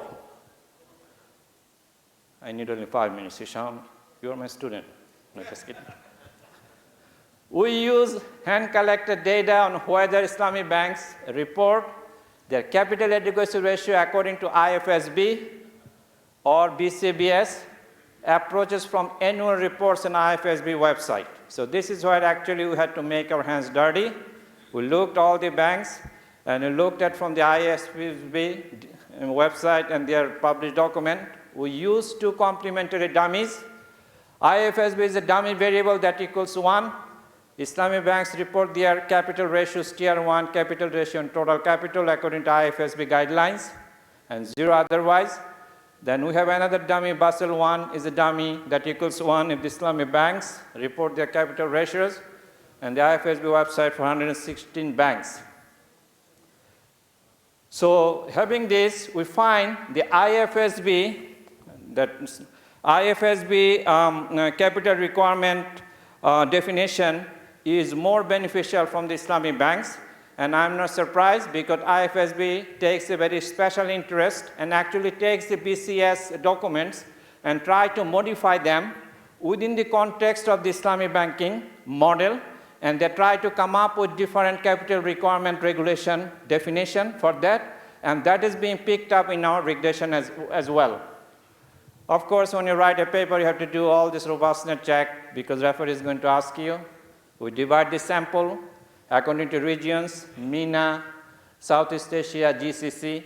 We run the regression according to different time periods before the crisis, during the crisis, after the crisis, because there has been a lot of talk that during the crisis, Islamic banks are not affected as much as the conventional banks, but the counter argument is that the Islamic banks are very immature. That's the reason they are not affected, because they are not involved into toxic securities, and that actually goes against the basic business model of Islamic banking. We run regression after controlling from omitted variables. We use lagged independent variable instrumental variables approach using 2-stage least square on the entire sample Islamic conventional banks. We also run quintile regression, and the results are also robust. We tell the consistently the same story. The relationship between profitability, efficiency, and capital requirement, and the Islamic banks need to have a separate type of capital regulation than that is used by conventional banks. So this is the message that I want to give you, and this is what this IFSB and those are Islamic financial services industry is trying to work out right now. 2 minutes, Hisham. I'm within your time limit. We examine the impact of Basel guidelines in terms of risk and non-risk-based regulatory capital requirements on the profitability and efficiency of commercial Islamic banks. We use 8 capital ratios, including risk-based and non-risk-based capital requirements, in addition to traditional capital ratios to compare and examine whether the Basel Accords have a pronounced effect on the performance of commercial versus Islamic banks. We test the impact of institutional environment on the relation between capital ratios and performance Islamic banks. We utilize several regression techniques and combine parametric and non-parametric approach to examine the robustness of our results. And this is what I found. And thank you very much.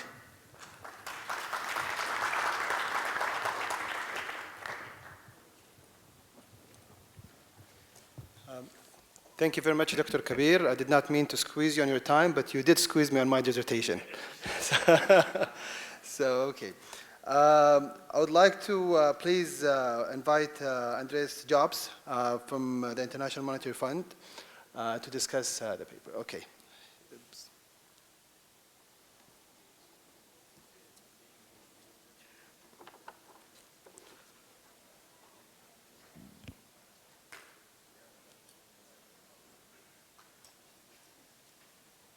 It's a PowerPoint, right?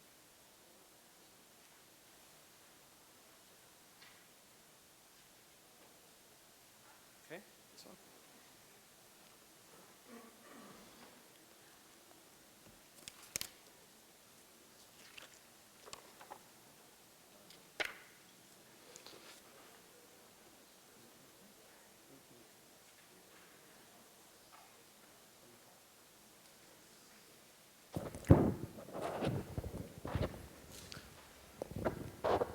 You got your pointer.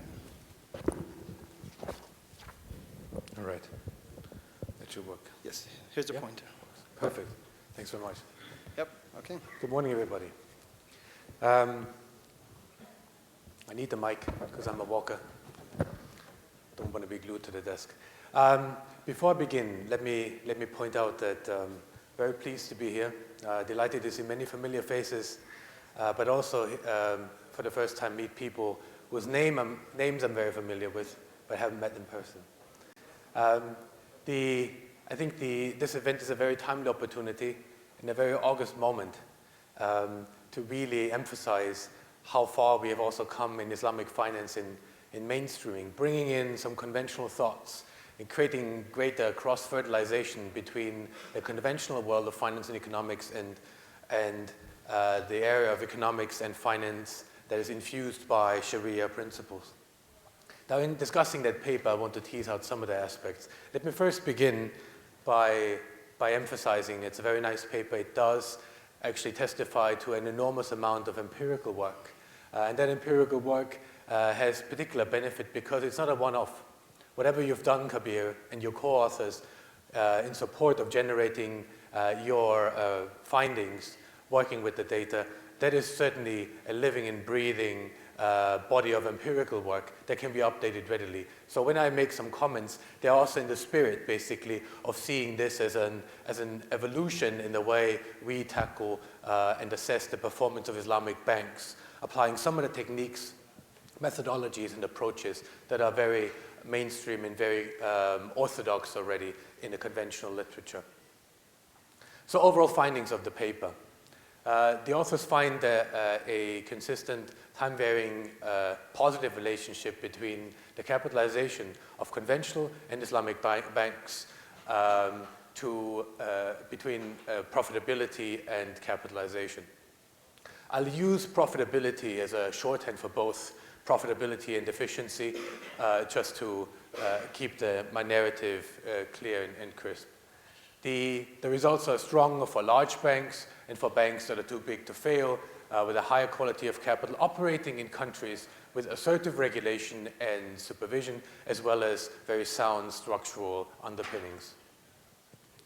Now, first of all, I'd like to raise the conceptual argument, the theoretical underpinnings of the paper, which could potentially be further advanced before I go into some technical aspects. So these are two main building blocks of my comments.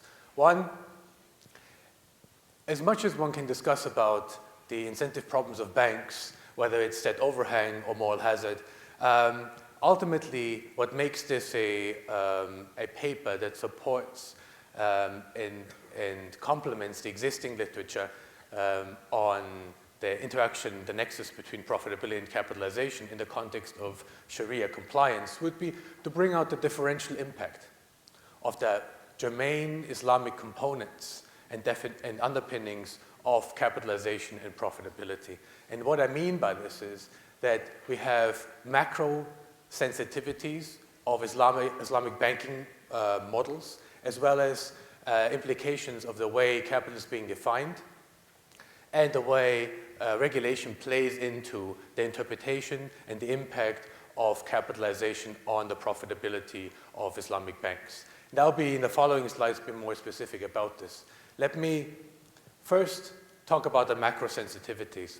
And my desire would be that for the paper also in a potential sequence, I suppose, to bring this out in the way a structural identification could be potentially entertained. Here, Islamic banks do have a very peculiar term structure transformation. As opposed to conventional banks, we have a positive duration gap. In other words, the assets on the asset side are fixed rate, and on the liability side floating. In other words, you have a very quickly adjusting funding cost of banks. What this means is that in an environment of monetary tightening, interest rates, and we have matured the discussion that we can talk about interest rates because they do affect Islamic banks in a competitive environment, do require a repricing of assets, but at the same time, funding costs go up. So Islamic banks are more hurt in a high interest rate environment in competition with commercial banks or conventional banks and benefit from low interest rates. Why do I mention this? Well, in the paper, clearly take into account the term premium and liquidity will be an important consideration. The sample covers about 15 years worth of data. Well, in those last 15 years between 1998 and 2013, we've gone through periods of monetary tightening and monetary easing throughout the world at large. So there is a basis effect between commercial banks, conventional banks, and Islamic banks owed to the monetary dynamics. And I think that could be one element of consideration in teasing out some of the structural underpinnings, informing the nexus between profitability and capitalization. The second element would be the capital measure. By definition, and Kabir explained it very nicely, Islamic banks and conventional banks do differ in the level of capital, and it is the conventional banks that actually do have a lower level of capital by construction.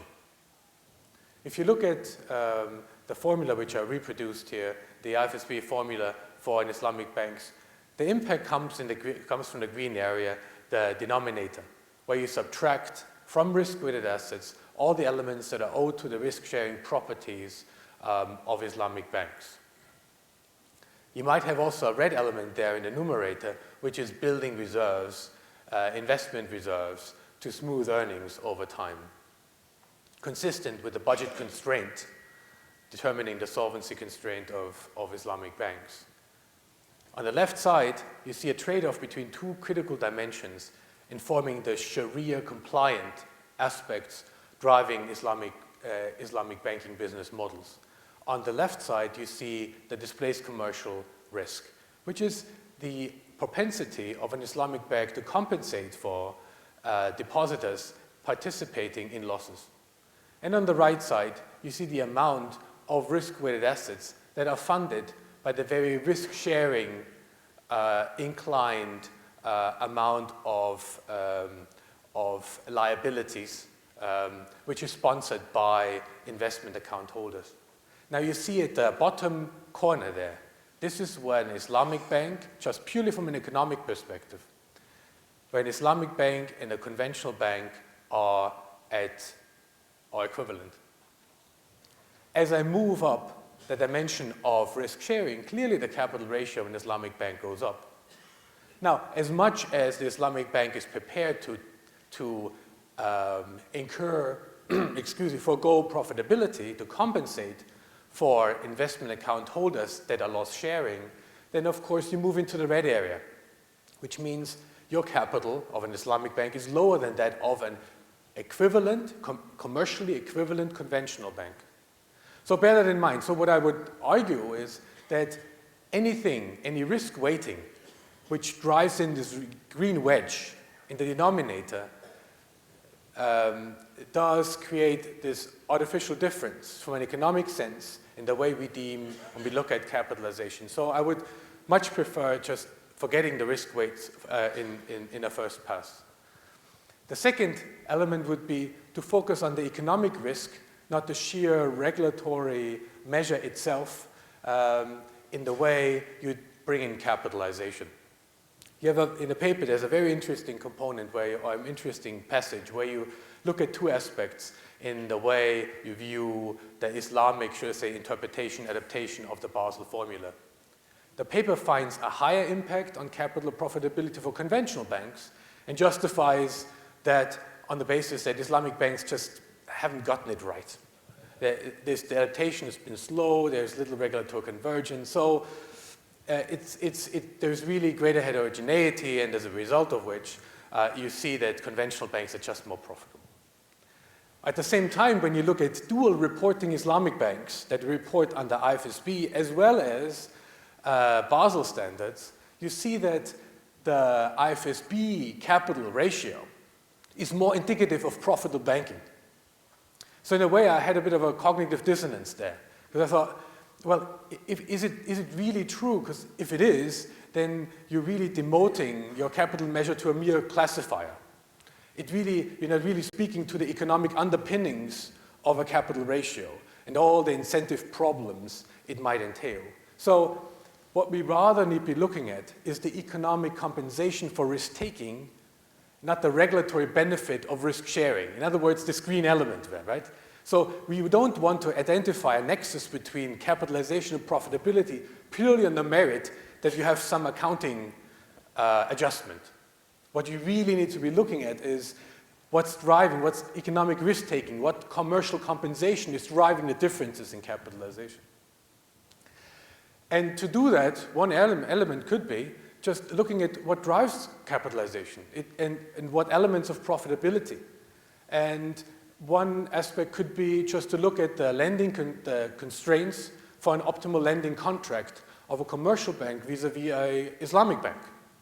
And I'm sorry for the formulas. I have more formulas than you, Kabir, so yeah, apologies, I'll be wrapping up soon. So just quickly, and I'm sure the slides will be made available to you anyway. So let me just point out that we have here the lending constraint of a conventional bank, and down here of a Islamic bank. The Islamic bank does have a few more elements that speak to the possibility of an asset being destroyed in the possession of the lending bank. But ultimately, what you can do is you can create an equivalency condition between the two constraints, the way you would construct a lending contract in a commercial, conventional bank and in Islamic banks. And that ultimately leads to an adjustment factor. And that adjustment factor would imply that an Islamic bank needs to be inherently more risk averse or needs to have more capital and might be also more price elastic to money markets. So bringing out some proxy for that aspect, for a regulatory threshold defining a lending contract, could be potentially very useful. Secondly, just on the technical improvements, and then I wrap up, and I thank you for your time, the sample dynamics. We have an unbalanced sample, and there's some peculiarity going on where in those OLS regressions, you see that the average profitability in the sample of an Islamic bank and the average capitalization of Islamic bank is greater than that of a conventional bank in terms of profitability and capitalization. Yet, in the results, we see the opposite. We see that the profitability conditional on capital is higher for a conventional bank than it is for an Islamic bank. And I find this odd, right? Because if I simply slice and dice the sample, I should expect consistency between the two statements and not the opposite. And it might be owed to the fact that we do have, maybe just stochastically, I'll explain it by higher cross-sectional volatility of the Islamic bank observations I have in the sample. But there might be quite some easy way of getting around this by just doing a panel regression on the differential impact. So you're not looking at the variables themselves, but at the difference. So in a way, I normalized variables across the board, and then you get the differential impact, so deviations of Islamic banks versus the average of Islamic banks, and the deviations of a conventional bank versus the average of a conventional bank variable. That's the way you get, that way you get rid of this level difference, right, between Islamic and conventional banks. Other ways, maybe upgrading the technology would be a structural VAR, so having a structural identification along the lines of what I've explained. But then you could do it only for one country or one region. So the icing on the cake would be doing a panel VAR. So you have both the cross-sectional variety and the time series, which will give you a very nice feedback effects. Most interestingly, as a macroeconomist, I would suggest looking also at credit growth, how credit growth is affected by the interaction between profitability and capitalization. I'm wrapping up here. These are just bilateral comments which I can follow up later on. I thank you for your patience and your indulgence. Thank you. Thank you, Kabir, for a very nice paper. Thank you very much, Andreas. Okay, before we break, we'll open the door for a few questions. Dr. Kabir, do you have the mic? Dr. Kabir? Do I need to answer any question? He said everything. So are there any questions? Okay, the back. The back, huh? Bismillahirrahmanirrahim. A very good paper. I have a couple of things. One, Andy has just mentioned, which is when you are calculating the capital ratio, you are using basically seems like the one calculated by BankScope. Well, BankScope could be a good database, but the way they differentiate between Islamic and conventional bank, there is no literal differentiation when they are calculating the capital ratio. So if you are taking the same capital ratio as of the conventional bank, so what is the benefit are we achieving from this analysis? Number one, like to me, the best proposition would have been that if we have calculated this capital ratio by using the IFSB regulation, and if we have done that way, the difference would have been more clearer. Secondly, it's very clear that the Islamic banks are not as profitable as the conventional bank. So when you are using the profitability as a measure to see whether the Islamic banks are any different from the conventional bank, well, apparently there is a lag between the two. The conventional banks are more profitable than that of the Islamic banks.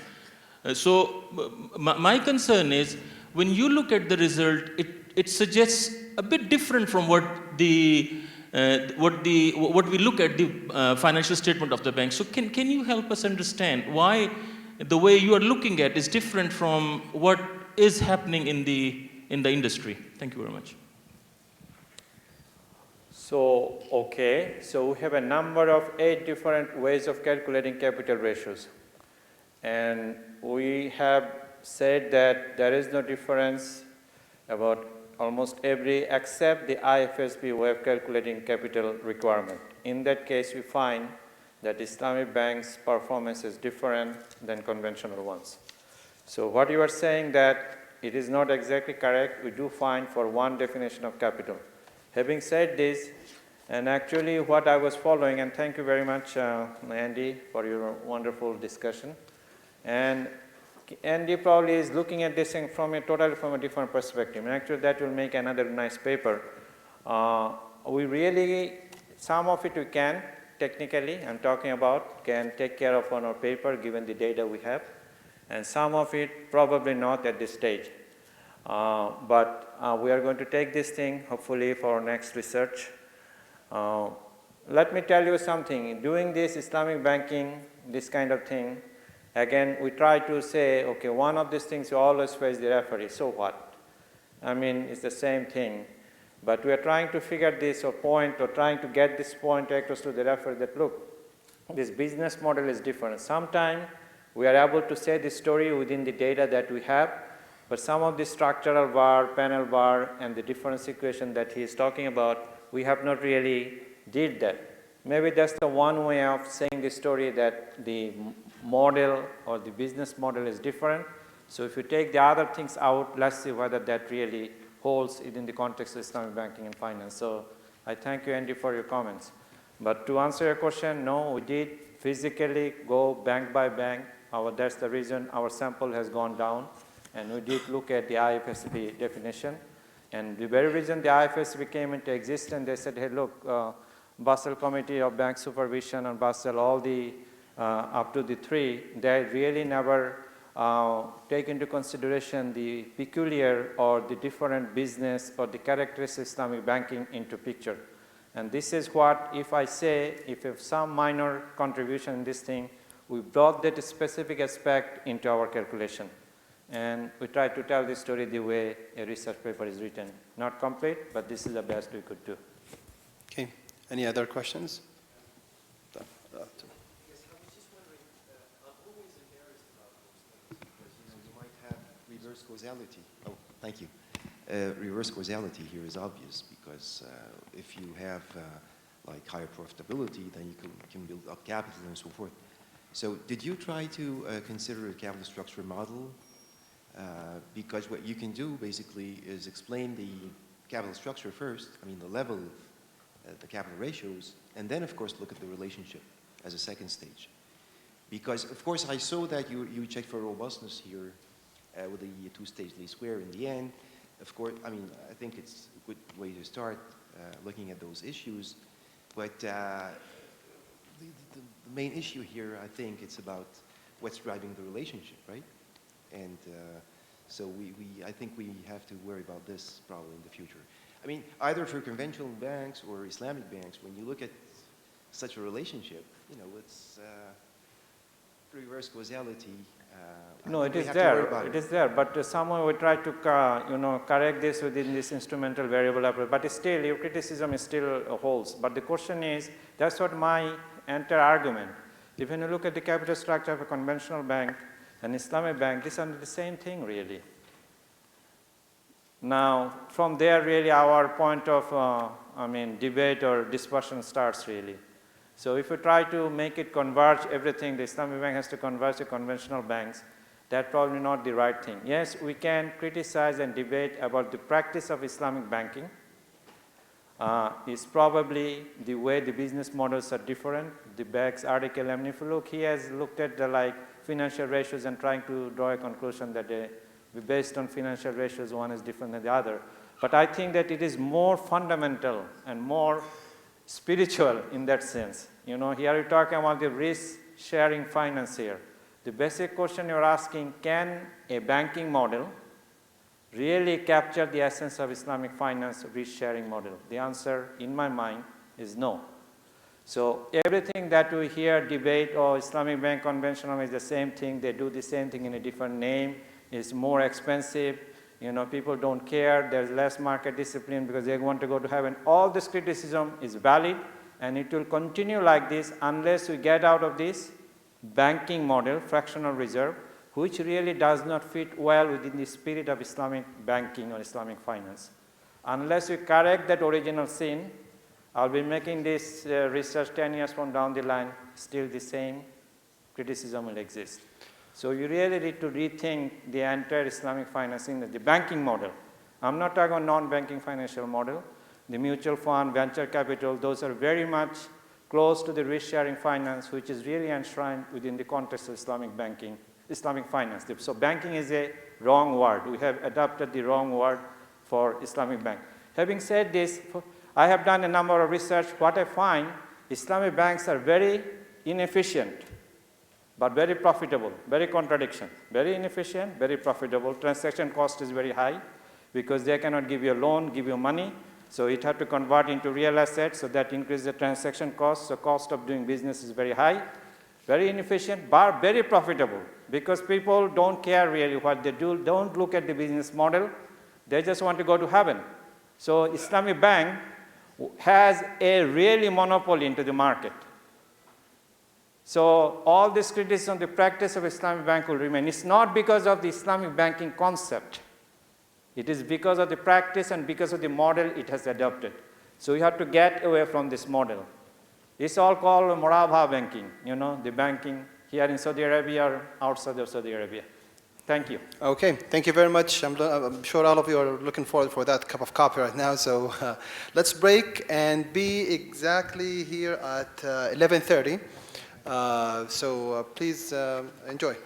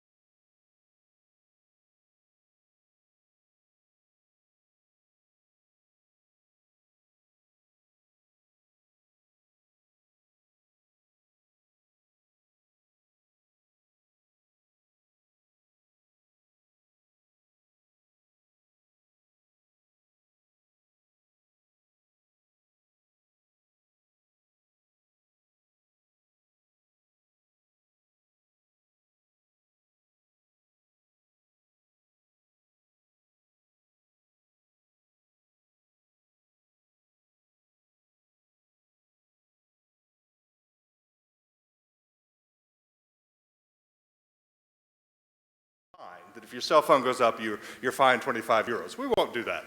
But it is really my distinct honor, as any of us who have PhDs in finance have read the works of this gentleman, this scholar, many, many times before. Franklin Allen, I've kind of worshipped at the knee for many, many years, knew him when he was at Wharton. He was there for almost 30 years, right? Or maybe more than 30 years. He's now on leave.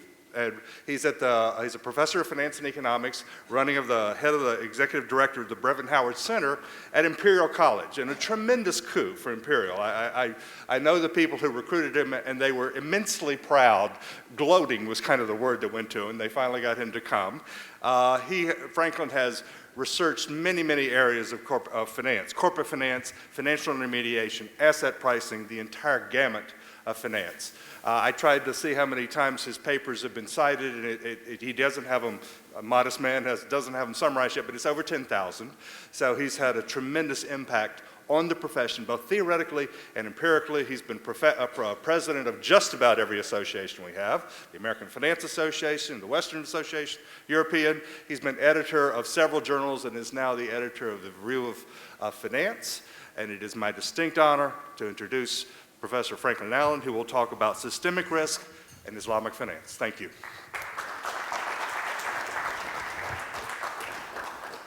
Thank you, Bill. It's a great pleasure to be here, and I'd like to thank the organizers for inviting me. As Bill mentioned, I just moved to Imperial College, having spent more than 30 years at Penn. And one of the very nice things about Imperial is it's has a lot of technology, and one of the great jewels of Imperial is the Royal College of Mines. So it's a pleasure to come here to King Fahd University of Petroleum and Minerals, which is studies very much the same things, as I understand it, to a large extent. What I'm going to do today is to talk in a broad sense about systemic risk, which I think is an extremely important topic.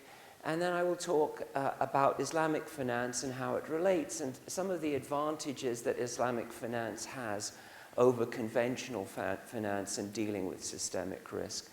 And I think the previous paper was a very nice introduction to some of the things I'm going to talk about, and we'll take that as a starting point.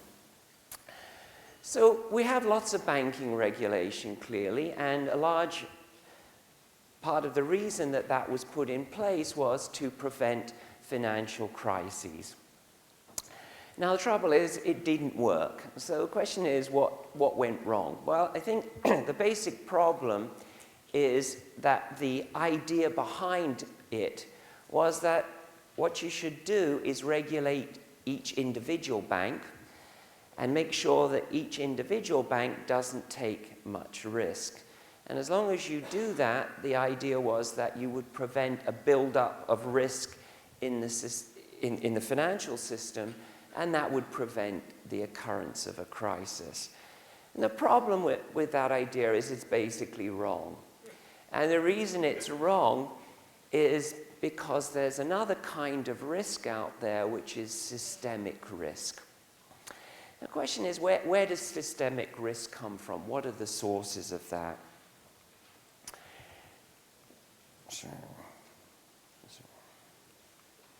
Well, here are some sources. This is a rough categorization. I'm going to talk about some of these in depth and others rather briefly. But the first is panics, and this was very much the traditional view of financial crises. I'll talk a little bit about that. Then the second one, which is also extremely important, is banking crisis because the prices of banks' assets fall.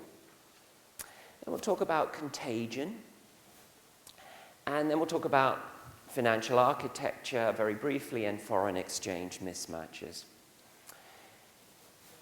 Before I get on to that, though, I want to talk a little bit about how we should think about risk. And traditionally, the way that finance has been taught is to think about risk as being exogenous. So when you start studying finance, what you learn is that you can think about stock returns as a random variable, and then you put those stocks together in a portfolio.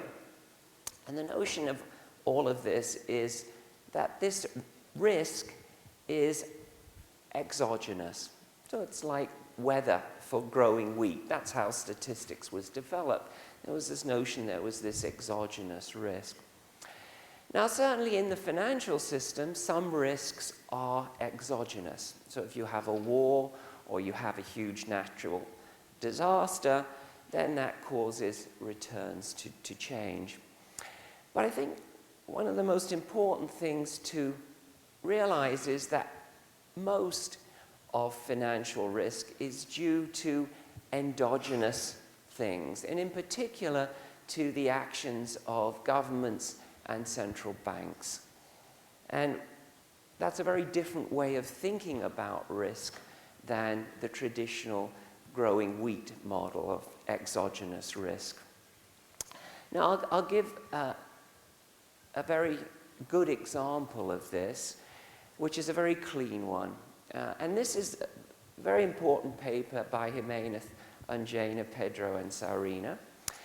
And what they did was to take a data set from the Bank of Spain and show that interest rates set in Frankfurt, when they were reduced, when you had low interest rates, it led to banks to take riskier loans. So what the bank did, what the central bank did, had a big effect on the risks that banks took. And that's a good example of the endogeneity of risk.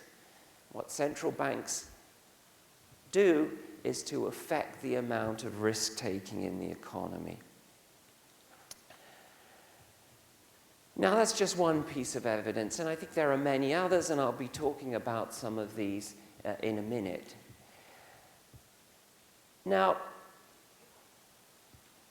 I think that one of the things that's very important for us to realize is that we have a financial architecture which is set up to solve a particular problem. And that particular problem is inflation. That was the problem in the 1970s and 1980s. And what we did was to change the financial architecture in most economies to deal with that. In particular, what we did was to give most central banks independence from the government, and we told them, your one job or your main job is to fight inflation. Some central banks, like the Fed, also have a mandate to deal with unemployment and have economic activity as high as possible as well. Now, financial stability was something that people worried about, but not very much. And it was either a secondary role of the central bank, or it was hived off to a financial supervision authority. So, for example, the UK for many years had a FSA. Japan still has an FSA. But that was regarded as something that you could do with this microprudential regulation where you supervise banks on an individual basis to stop the spread of risk in the financial system. And then you had finance ministries that took care of fiscal responsibilities. Now, what I would argue is that when financial stability is the main problem, as I think it is today, that architecture is not a very good one. What you really need is a much more holistic approach to all of these things.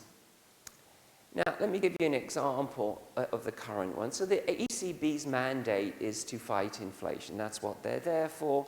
It's not clear that they can do it. They're not being near their target of less than but close to 2% for many years now, and it doesn't look like they're going to get there anytime soon.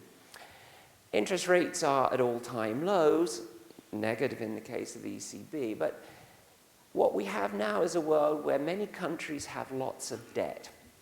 And this is going to create tensions when central banks, whose sole mandate is to look after inflation, start raising them. So to give an extreme example, every time the ECB puts up rates by 1% as we go through the next phase of the cycle, countries like Italy are going to have to raise 1.35% of GDP in taxes in the long run because they have 135% of GDP as debt. And that's a big tension, and yet the ECB has a mandate not to worry about that. Their mandate is solely to focus on inflation. So these are the kinds of tensions that are going to come about because we don't have a realization in the current architecture that financial stability requires lots of different coordination between these three types of intervention. So we'll come back to that maybe later on. Let me talk next, though, about the different kinds of systemic risk. As I said, we divided into 5. Let me talk first about the traditional view of macroeconomists, which was it's to do with panics. So a very simple idea: if everybody thinks the banking system is sound, then they'll leave their money in it. The only people who are going to withdraw are people who have liquidity needs. Now, the problem is, though, that if people think that the banking system isn't sound, then it becomes rational for everybody to try and withdraw at once. And when they do that, because there's limited liquidity, most assets of banks are illiquid, then we get the panic. Now, the traditional view of financial crises goes back to a very famous book by Friedman and Schwartz. And what they did was to look at financial crises in the late 19th century and earlier 20th century in the US when it didn't have a central bank. So the Federal Reserve wasn't founded till 1913. Before that, there was no central bank to provide liquidity. And what Friedman and Schwartz argued was that if you look at macroeconomic fundamentals, they're stable until the date of the crisis, and then when the crisis hits, it throws the banking system into turmoil, and that leads to a big drop in economic activity. So their notion was that what you need to do is to get rid of panics. Now, the modern version of that, of course, is the Diamond and Dybvig model, which is a very famous paper by now. And their solution to the problem, which they showed in a very nice formal way, is that deposit insurance solves the problem. It gets rid of the bad equilibrium, and because of the nature of the model, it's costless. So what happens is that everybody knows that the money in the bank is guaranteed by the government, so there's no need to take your money out in a financial crisis. You can leave it in. That gets rid of the bad equilibrium, and since the bad equilibrium never occurs, the government never actually has to make good on its deposit insurance promise. Now, one of the problems is that the world has changed, and over time, deposits have become less important. They're still very important for most banks, but wholesale funding has become much more important. The question then becomes well, what should you do in a crisis? Well, this was the problem that Ireland faced in September of 2008. Their banking system was coming under strain, and so the story goes, the politicians went to the economists in the central bank, who were mostly trained as macroeconomists, and took very much a Friedman-Schwartz kind of view. And they said, well, it's a confidence problem. So what you need to do is to guarantee all the debt. As long as you do that, that'll solve the problem. Confidence will be restored, and everything will be okay. Now, the problem was that it wasn't a confidence problem. It was a bursting of a bubble. And the fact that the government put in place a blanket guarantee of all the debt led to a huge problem, because when the asset prices in the banks fell and they became bankrupt, then the government had to make good on its guarantee, but that caused the government to go bankrupt in effect. It had to go and get a bailout from the EU and the IMF.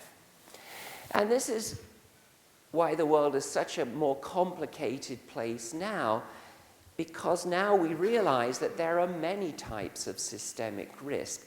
Banking crises are not just panics, they are caused by many other things. Now, let me just go through some of the other kinds of reasons that you can have crises. And as long as you've got banks where they have liabilities which are in the form of debt, and they have assets which are variable in terms of value, and in particular they can fall in value, you've got a big potential problem, because as soon as the value of the assets goes below, then they potentially have a financial crisis. Now, one very important problem is real estate. Banks in most countries are heavily involved in various kinds of lending to real estate. So that includes mortgages of both residential real estate and commercial real estate. But it's also lending to developers and many other people involved in the real estate business. There are many other kinds of asset price bubbles that can burst and cause a problem. We can have rises in interest rates, so nothing to do with default risks. So we're now at a point in the world where interest rates are at historic lows. The country with the longest history is the Netherlands. They have interest rate data that goes back 500 years. And now today, interest rates are lower than they've ever been in any of those 500 years. When interest rates go up, and that may be several years away, but at some point they will, if they go up quickly, then even German bunds are going to fall in value, and this can cause havoc in the banking system potentially. We also have sovereign default problems, so we see that with Greece. Obviously, they did default. Now, the claim is that this is not going to happen again. Whatever happens, we're not going to see sovereign default. But if you, for example, look at Italy, as I say, they have 135% of GDP in debt. As interest rates go up, that's going to cause them lots of problems. And again, the potential for default is there. Now, I think one of the things that we saw in the crisis is that once you have a trigger, and we'll talk about this in a minute, in this particular case it was real estate prices in most countries that were the trigger to the current or the recent crisis, it puts the financial system under tremendous strain, and you get lots of malfunctioning. And one of the big malfunctions is that the simple arbitrage argument that we use in Finance 101 ceases to work. So a good example of this was the securitized mortgages. So if you look in the beginning of 2008, the first part before Lehman defaulted, what we saw was those traded at prices which seemed very low given that the real economy was not in trouble. So the classic transaction here was Merrill Lynch sold a bunch of securitized mortgages at 22 cents on the dollar.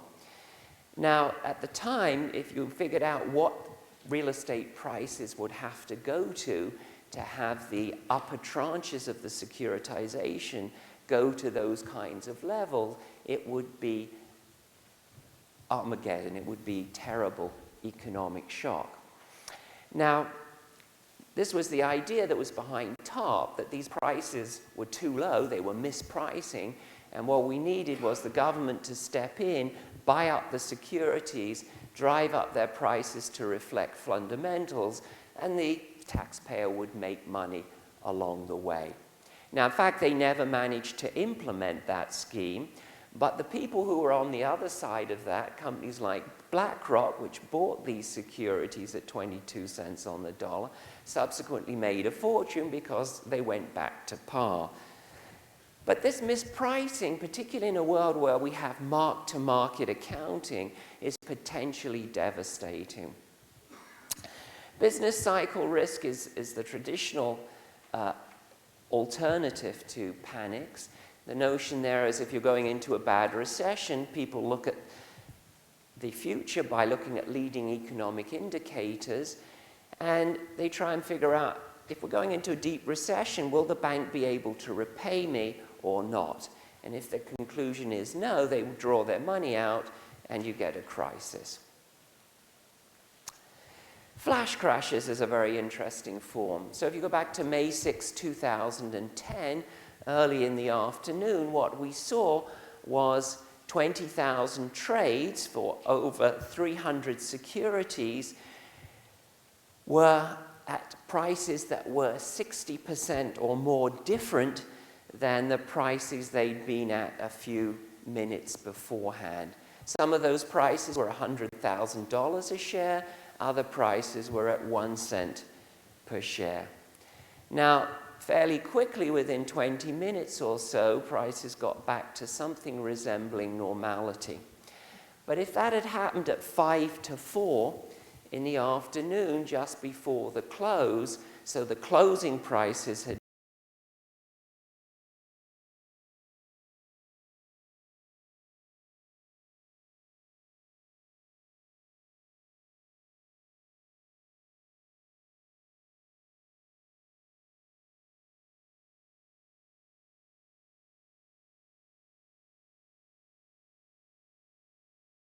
this morning, and one of the graduates from the Wharton School, where both Eric and I have been involved, is Donald Trump, and of course the politics is just going crazy in the US at the moment.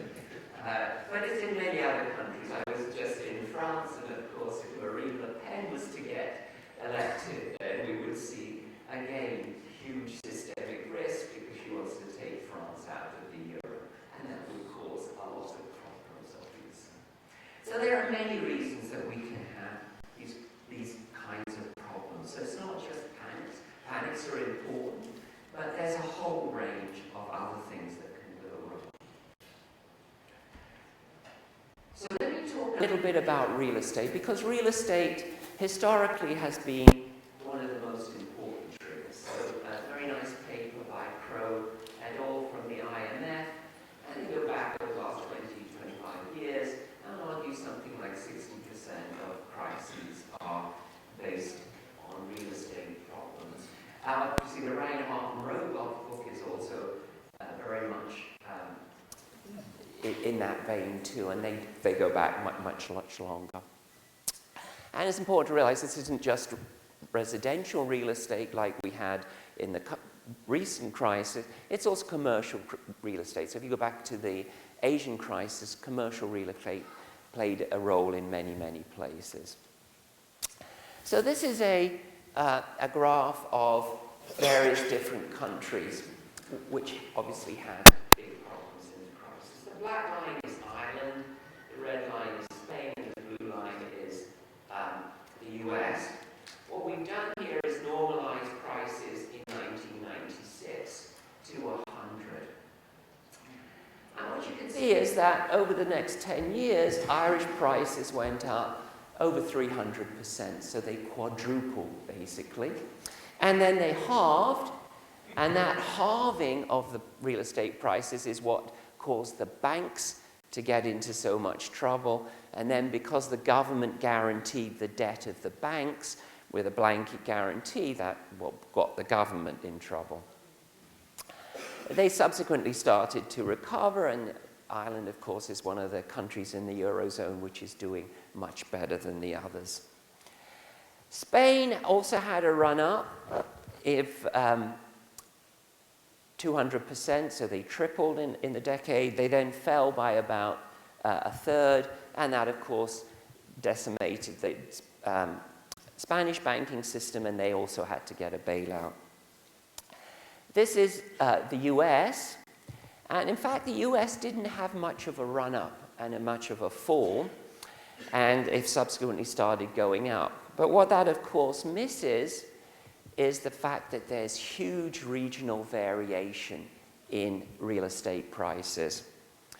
Now, the orange line is Los Angeles, and the light green line is San Diego, and so on. And what you can see is for Los Angeles, for example, it's not quite as high as Ireland, but it's significantly more than Spain.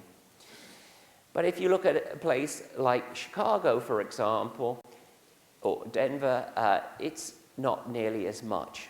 And so one of the big questions we face is, why is there such heterogeneity? Now, one answer is supply, but if you look at a place like Las Vegas, supply isn't a problem. In Los Angeles, it is. It's sort of surrounded by the mountains. It's expanded as much. If you look in San Francisco, again, San Diego. But Las Vegas, that's not true. It's in the middle of the desert. There's lots of housing estates standing there with nobody living in them. Why did they have this huge run-up? Now, here's some European countries as well. We've already talked about Ireland. And we've talked about Spain, that's the red line. Now, the light purple line is a very interesting case.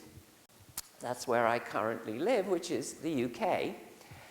And I live in South Kensington, and South Kensington is just unbelievable, the prices. So if you want to buy a regular house, where I live in South Kensington, 3-4 bedrooms, couple of bathrooms, it's roughly speaking about $10 million.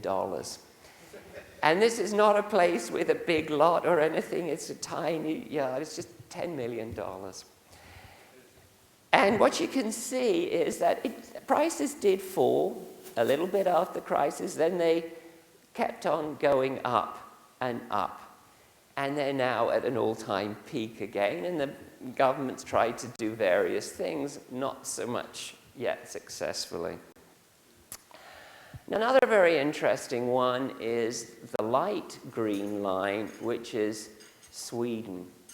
And Sweden had a big property bust in the early 1990s. That caused their banking system to go down. And so they are very sensitive to these issues. Now, one of the big problems their central bank faces is, what should they do about this?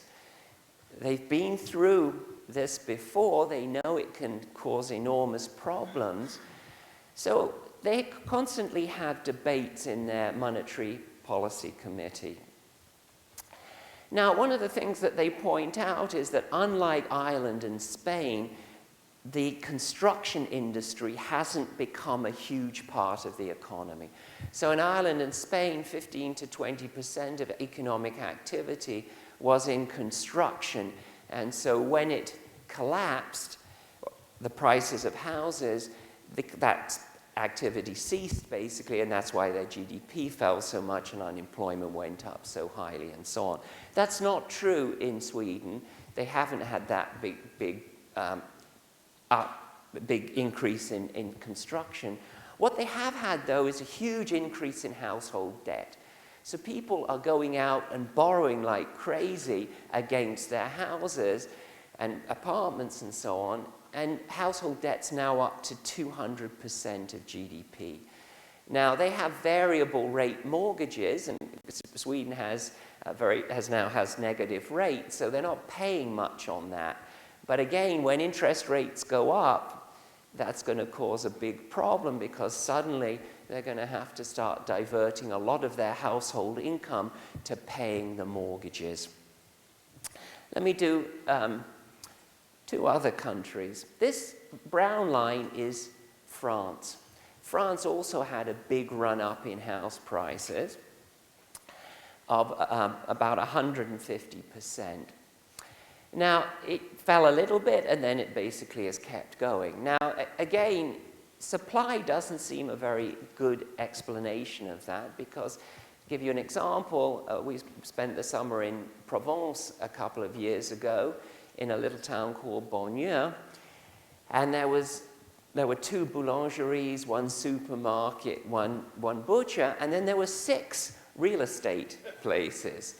And this was the main activity in terms of the commercial activity of the town, was real estate.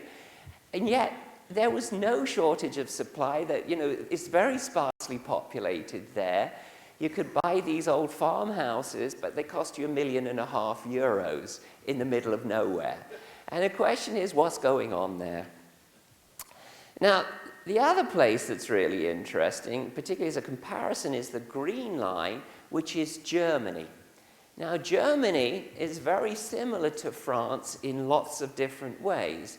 They're both members of the Eurozone. They both have very sophisticated manufacturing sectors and very sophisticated service sectors. And yet Germany never had a run-up in property prices in the same way. So why is that? Well, the details of the system are different, but again, I think we just don't understand real estate prices. And this is why systemic risk is such a problem from real estate, because central banks just don't know what to do. Now, the current magic bullet in most countries, particularly beloved of politicians, but also central bankers, is macroprudential. Now, there are various types of macroprudential. So one is direct intervention in the real estate market. And so, to give you an example, Korea has a system whereby if you've got a region where real estate prices are going up dramatically, then you have a reduction in loan-to-value ratios, which is supposed to reduce the heat in the market.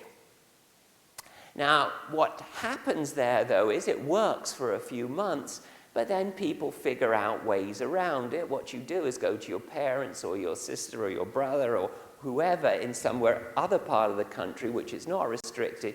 You get them to borrow against their houses, and then you go and buy your new house there. So it doesn't work. Increases in taxes on real estate transfers, well, this is something the Bank of England or the British government's now tried. We have a 12.5% transfer tax on houses over £1.5 million. So that's a tremendous amount if you're going to buy one of these 10 million houses. Again, it's not clear it's working that well. Increases annual real estate taxes. That number of countries have tried that. Direct restrictions on real estate lending. Again, the Bank of England's tried that. So I think we need to try them, but the evidence from Asia and other places, in my reading, is it doesn't work very well. The other one is to have higher capital ratios that you build up during booms that you can then run down during busts. And there's a lot of talk about doing that and trying those kinds of things. So price falls are a big problem. Real estate are a big problem. Let me talk next about contagion. Contagion is a very important systemic risk. It's not one that we know very much about. It's not one of the traditional ones that people talk too much about, although central banks often invoke it. So in the recent crisis, when Bear Stearns had problems back in March 2008, the justification for the Fed getting JP Morgan to take over Bear Stearns was not because it was too big to fail, it's actually quite a small bank, but rather that it was too interconnected to fail. And so the idea was that if Bear Stearns was allowed to fail, then the banks that had claims on Bear Stearns, the other financial institutions, they would also have problems, and so you would get this domino effect. And central banks have used that as a justification for stepping in and providing public funds many, many times. Now, in actual fact, when Lehman defaulted, it played a role at the beginning, but it wasn't a huge one. So what happened was that reserve capital, which was one of the oldest money market funds, had a fair amount of Lehman debt. And when Lehman defaulted, they broke the buck, which meant their asset value went below $1. If you do that in the US, you have to liquidate the money market fund. So that's what they did. Now, subsequently, during the week, the wholesale money market funds, the wholesale institutions that invested in, started to worry that there was a problem, and they started to take money out of those funds. And they went down by several hundred billion in a few days. Now, the government became worried about that, and so what they did was to put in place a guarantee. The Treasury allowed a guarantee on money market funds. Now, my own view is if they hadn't done that, we would have had a huge problem, because it's quite likely that the run would have gained speed, and you might have ended up with $1 trillion trying to go through the money markets in the space of a day, and the markets just are not liquid enough. So even though you may have had mostly Treasury securities being traded, they may have traded at prices of 95, 96 cents on the dollar because of this lack of liquidity, and that would have led to huge problems. But fortunately, put the guarantee in place. Unfortunately, Dodd-Frank rules that out, so that won't be able to happen next time unless they repeal it. Now, the second problem is common asset exposure. And the notion there is if you see a bank fail, you immediately look around for other banks that are similar to it and say, are they going to fail? Well, that's what we saw. So Lehman Brothers fails, and then people say, well, what's like Lehman? Well, Morgan Stanley and Goldman Sachs were like Lehman. They had terrific funding problems during this period, and the way that had to be solved was that they became commercial banks and got access to the Fed's discount window. Now, the third one is one of the most interesting, and that is that during the crisis, we saw it go around the world, and we think of it as a financial crisis. But in fact, the two countries that were affected the most in terms of GDP were Japan and Finland. Both those countries had about a 10% drop in GDP in the year subsequent to the Lehman default. But they weren't because of financial flows. So Japanese banks were well capitalized, they didn't have problems, they were fine. Similarly, Finland wasn't quite as clean as Japan in terms of that, but by and large they didn't have banking problems. And yet they had these massive falls in GDP. Now, central banks were very worried about that for a couple of years, but that's gone off the radar screen. But it's still there, because when you get in a financial crisis, it seems that people wonder what on earth is happening. There's great uncertainty about how things play out, and you get these massive drops. Now, interestingly, neither of those countries have got back to where they were at the start of the financial crisis. So if you think about Japan, it's had other problems. It had the Fukushima and so forth, but it's still below. And Finland, which is arguably one of the most competitive Eurozone economies, is a complete disaster. They've had a recession for 3 years. Their investment has gone down. They've never got away from that problem. So contagion, as I say, I think it's not something we understand very much at all, but it's a very important form of systemic risk. Financial architecture, this is the plumbing kind of problem. So again, we have a shock, it causes a financial crisis, and then that causes lots of weaknesses and problems in the financial plumbing. So the one that probably gets the most attention is the derivatives markets. It wanted to be a move away from OTC markets to centralized derivative markets. And there's a very nice paper by Darrell Duffy if you want to read more about that. And then, of course, foreign exchange mismatches is a huge problem in general. It wasn't in this particular crisis. It was in the 1997 Asian crisis, though. So there you had in Asia a lot of banks and firms issued dollar liabilities, and they couldn't pay them back when they needed to, and that caused lots of problems. They had to go to the IMF and so forth. In this crisis, the recent one, the central banks did a wonderful job of solving that problem by putting in place collateralized swaps between the central banks, and that solved the problem.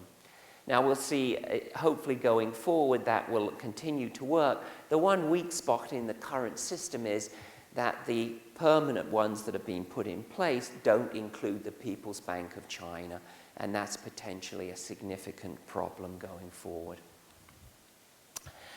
So let me now turn, having given that kind of background of systemic risk and the problems that face the global financial system, to Islamic finance. And I think some of what I'll discuss is some of the contributions that I think Islamic finance can make to the rest of the world. So I'm not an expert on Islamic finance, unfortunately, and one of the things that I've enjoyed most about coming to this conference is the chance to read a little bit more widely and discover some things about Islamic finance. So obviously, the first, most important is you can't charge interest. Now, the second, which is less well known, is this fact that you have to have it based on assets so that you have risk sharing in terms of losses and gains and so on. And the key, I think, which is really important, and I'll talk more about this, is that you have that on both the asset and liability side of the balance sheet.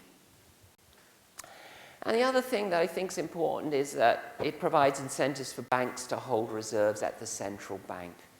Because if you're going to do liquidity management, but you're not using traditional kinds of short-term government debt, then that's a very good way to have people put money, or banks put money in at the central bank without the payment of interest. And then, as I understand it, there's a potential restriction on the use of things like derivatives and other kinds of things which are not directly tied to real assets. Now, I think the key thing is that if you think about the systemic risk that I talked about, it's really fundamentally the use of debt contracts and the role of bankruptcy regimes that are key in causing the systemic risk. And the great thing about Islamic finance is you don't have that potentially. And I think that a lot of the debate that we have at the moment about levels of capital structure and so on, we could also talk about using some of these instruments which have been developed by Islamic banks as ways of dealing with this, which have a number of advantages compared to the traditional ones. So the focus, as the paper before, has always been so much on capital, which is an important way of dealing with it, but there are many other ways using Islamic finance that I think things can be dealt with. So let's go through them. Well, first of all, we talked about panics. Well, the key thing there is that you've got a debt instrument, a deposit. It's a particularly prevalent one in the banking system. But it's really because of this maturity mismatch in the role of the bankruptcy regime that you have panics. If you have equity-based finance, then it's much less of a problem. So you can think of the equity finance on the liability side, but interestingly, you can have it on the asset side too. And if you think about some of these contracts where you pool the assets and you have profit sharing based on the asset side, this is a tremendous way of dealing with some of these problems like panics. And, you know, it's interesting because if you talk in conventional banking, the notion is, well, deposit contracts are really the way to go because it's very difficult to have contingent contracts. And it's very rare in Western banks to see contingent contracts, even though it would solve a lot of these problems. And the fact that with Islamic finance, you have developed ways of doing this, of having the payoffs depend on the pooled assets, is an extremely important innovation in my view. Banking crisis due to asset price falls. As I said, I think that's really important. And again, it's due to debt. It's due to the fact you have these liabilities which are debt, and then you've got assets where the value goes below the value of the liabilities. That's the problem. That's why you get the runs, you get the problems.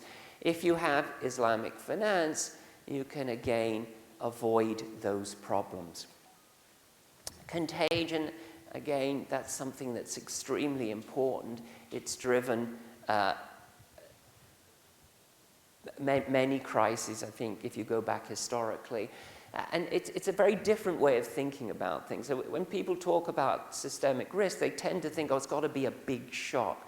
But the interesting thing about contagion is it can be small shocks cause big problems.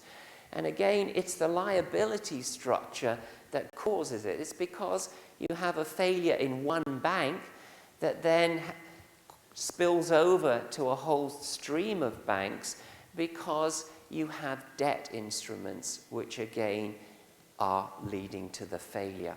If you have these Islamic kinds of instruments, you can potentially get rid of those chains of failure. Financial architecture, again, that seems to be something that we focus on, particularly in derivatives. That's what most of the discussion about the plumbing has been, over-the-counter versus centralized exchanges. And it's a very fine debate, quite, which is the best of those. So the politicians take it as given that it's best to have centralized exchanges because it's not opaque with over-the-counter and so on. But the problem with centralized exchanges is, yes, they don't go bankrupt as often, but if they ever were to fail, it would be a catastrophic event. And so you're trading off this frequency versus the depth of the problem. And again, I think, as I understand it, Islamic finance regards those kinds of instruments as not being particularly desirable and being ruled out, strictly speaking. Foreign exchange mismatches in the banking system, again, that's a big problem. But if you have banks which are dealing very much with the central bank rather than dealing with private money markets and so on, it's less of a problem because central banks are able to put in place these swaps and deal much better in some ways with those problems. Now, one of the things that was striking to me reading through the literature was how little of it there is. And I must say, actually, Douglas Gale and I, a long time ago, wrote a book called Comparing Financial Systems. And what we did was to compare countries like Germany and Japan, which have bank-based systems, to countries like the US and UK, which are capital market-based. And 2 or 3 years after the book had come out, I had a letter from somebody, and they said, well, so why didn't you talk about Islamic finance? And this was a stage, this is back in the early 2000s, so this was a stage when it was still a very small market. And as we were hearing this morning, it's now up to 2 trillion and likely to continue growing significantly. And I think it's very much the case that we need to study Islamic finance much, much more. As I say, I think it has huge advantages because you pioneered a lot of instruments that would be very useful in countering systemic risk. But looking through through the literature, but this is an example of a very nice paper by Torsten Beck and Asli Dermakuch-Kunt and Wada Marouche. And they found some things that Islamic banks have developed products that resemble a wide range of conventional banking products. And I think one of the interesting things that there was sort of the conventional wisdom, well, that's good, because if you can basically get Sharia products to look like conventional banking problems, then they like conventional banks and everything works okay. But I think what we learned through the crisis, maybe that's not the case. Maybe, in fact, what we should be doing is going back to more traditional kinds of Sharia-compliant assets, which really are asset-based in the sense of having contingent payoffs and so on, rather than being leased, so they're the profit-sharing kind, and we can do better. Now, what they found is basically doesn't make much difference. There are some differences, and again, we saw in the paper before the break some differences. But one of the interesting results is that they did find they tend to be more stable when Islamic banks have a higher share in the economy, in the financial system. And also, the Islamic banks had stocks which performed better during the crisis. So let me just say what I think are some of the key issues. So one of the big issues in the debate on conventional banking is how big should capital buffers be? And roughly speaking, we have two camps. We have one camp, which is the Anatad Marty and Martin Hellwig view, which is you can apply Modigliani-Miller to banks, and there's no reason in terms of social cost why they shouldn't have big capital buffers. And then on the other side of the camp, we have traditional banking scholars who have uniformly for decades assumed that equity finance is more costly than other forms of finance, in particular deposit finance. And the practitioners, of course, always argue, well, if you make us have big capital ratios, it's going to cause the real economy to shut down because we're not going to be able to lend as much. Now, one of the things that I don't think we've done empirically a very good job of yet is understanding what is the difference between the cost of equity finance and the cost of other finance. But I think it would be very interesting to try and do that calculation for Islamic banks, for Islamic finance. What does that wedge look like? You have these whole different set of structures, it's like equity, but you've got also these assets and liabilities which are equity-like. What's the difference between, what's the wedge between equity and other kinds of finance? As I say, I think the other very interesting question is, can you do better with Islamic finance? If you just used these kinds of products, the profit-sharing products, could you do better? And then I think, again, what are the parallels and differences with the debate on capital structure for conventional banks? So I think potentially there's a whole set of interesting ideas, interesting examples with Islamic finance. And rather than a view of the world whereby it's good if you can get instruments that look like conventional banks, I would say it'd be the other way around, turn it on its head and say, well, why shouldn't conventional banks use some of these instruments? And maybe we can avoid some of these problems that we had in the recent crisis. So let me just conclude there. Systemic risk is very complex.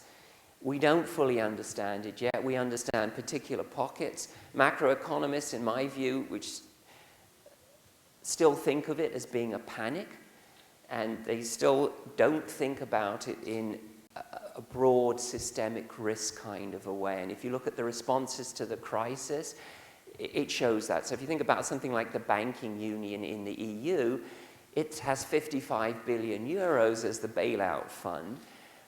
And that would be fine if you had single bank problems. And that seems to be how it's designed. But in fact, that happens very occasionally. You have like BCCI in the UK went because of fraud, but by and large, banks fail in crises, and they fail together, and they fail with many going down simultaneously. And that mindset still isn't there. And hopefully, we will have systemic risk better appreciated going forward. As I've tried to argue at a very basic level, that Islamic finance, I think, has many advantages in combating systemic risk. But we're right at the beginning of trying to understand how these structures work, what their advantages and disadvantages are. There are very, very few theoretical papers out there. The ones that are there tend to be fairly simplistic. And I think what we need is many more conferences like this and attempts to understand how things can operate differently and work better. And we've already heard one paper that touched on some of these issues, and we'll hear a number of other ones as we go through the conference. So let me stop there, and if anybody has questions, if we have time, I'm happy to try and answer them. Thank you very much, Franklin. We were expecting a superb presentation, and of course we got it.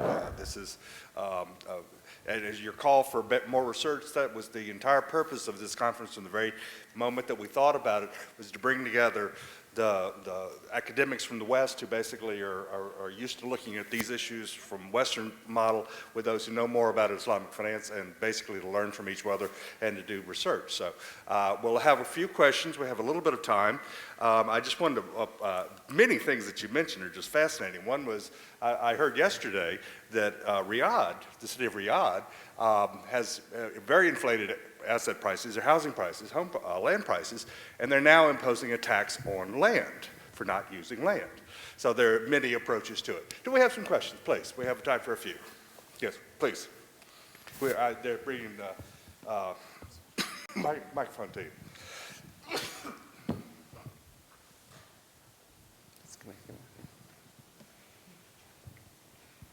Thank you very much for this thought-provoking presentation. I think it is worth waiting for. And, but I have 2 points. One point, it would be very helpful if you reflect on the health of the present banking system in general, worldwide. On this worldwide, given that the crises. The current state of it. Yeah, in general, not only in the United States, in Europe, where you have the Euro crisis, that would be very helpful. I know the issue is very wide, but from a person that's specialized like you, follow this closely, we would be interested to hear your views. The second point, in your elaboration in systemic risk, I think two systemic risks that come mainly to mind in Islamic banking. One is their preference for real estate. They love real estate. And as you said, regulators do not understand this. But they go from one crisis to the other mainly because of real estate. The second systemic risk is the exchange risk, where they have always a tendency to operate across borders, where you have, especially in terms of investment, Islamic banking. Mostly it is cross-border. And therefore, you have this exchange risk that so far there is no instrument, given that the interest rate is eliminated, there is no instrument to try to mitigate this risk. Thank you. So let me answer first the question about the current state of the banking system around the world. So as your question indicated, I think the problems are there in Europe rather than in the US or Asia at the moment. So in particular, Europe in the Eurozone has a growth problem. They're just not growing. They haven't grown for some time now in most countries. And the country which has been afflicted most by that is Italy. And Italy basically hasn't grown since it joined the Eurozone, which is now 15 years. Their nominal GDP is back where it was in the late 1990s. They have banks which are massive. Now, clearly the number 3 bank, Monte Paschi di Siena, has significant problems, and I don't think anybody would be surprised if that were to fail tomorrow. The other 2 banks, though, UniCredit and Intesa, are massive banks. Last time we looked about €1.5 trillion each in assets, something like that. And they had a bad time during the crisis. They didn't actually fail. During the last few weeks when we had the turbulence, they also had problems. And I think that, to me, is where the epicenter of the problem is. Deutsche Bank is the one that got all the headlines, and when the German finance minister is coming out and saying, it's fine, it's not going to fail, then you know things are really bad, and that's not a good sign. But I think it's the Italian ones that are problematic, and the question is, what's going to happen? Is growth going to get going in Italy? I personally doubt that. And if it doesn't, the problem is that the government has all this debt already. You have this intertwining of sovereign and banks holding sovereign debt, which is a big problem in Italy. And so that's potentially the danger spot. Let's hope it doesn't happen, but it might happen. So China, I'm more optimistic on China. So the government in China has huge amounts of power. It owns the banks. It has relatively little central bank debt. It can control things by repression very easily. So if they need to raise large amounts of money, they can do so much more easily than any country in the West. So I'm less worried about China for that reason. So going to your next question about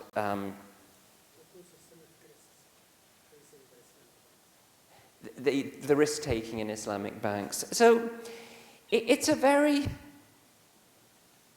interesting question how much risk people should take. And my own view is that we need to have people taking more risks. So the reason that countries and economies grow is because of risk-taking. So I'll give the example of the US in the late 19th and early 20th century. So if you go back to the 19th century, the US and Europe were roughly the same in terms of GDP per capita. But then the US basically took off. And by the time we got to the early 20th century, they were much, much richer than Europe. And Europe's never caught up. So we've still always been about 20 to 30% behind. It varies by different countries at different times. And the question is, why did they go through this period of 30, 40 years where they grew much faster than Europe? And my own take on that is precisely because they took lots of risks. They had lots of crises, so that was the Friedman and Schwartz. About every 10 years on average, they had a big crisis. But they managed to deal with it. People knew that these crises were going to happen, and they built that into their decision-making, and the country got through that. They had quite a lot of macroeconomic variation, but they grew quickly. And I think what we did then was create the Federal Reserve, and then they had central banks and so on and deal with it. But they stopped growing in quite the same way. I think Islamic finance, this is a good thing that you have lots of risk-taking, because lots of risk-taking associated often with growth. And the question is to try and cut down on the macroeconomic variation.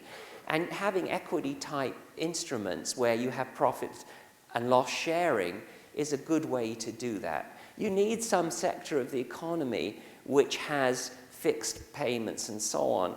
But you don't need it to be interest-bearing. As long as you have transaction method and so on, which you'd have through the central bank, and maybe narrow banking, then you can do well. The cross-border one is a very interesting one. This is, again, part of the first question. Cross-border banking is something that they haven't really made much progress on. They like to say, they have, the politicians in particular say, oh, we have these living wills and so on. But the truth, if it's Citibank or JP Morgan or Deutsche or any of these major banks fails, they have thousands of entities.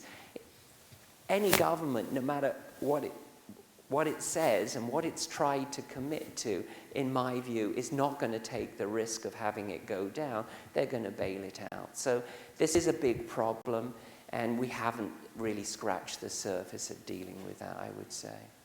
Two more questions over here, and then Kabir. I have two questions.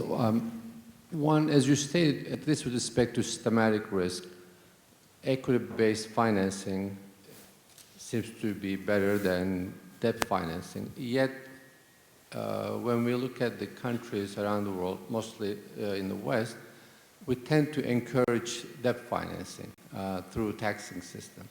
Why do you think that is? Are there some efficiency-based arguments, or is it mostly lobbying by the banking sector? I'm curious about your take on that. My other question is with respect to Eurozone.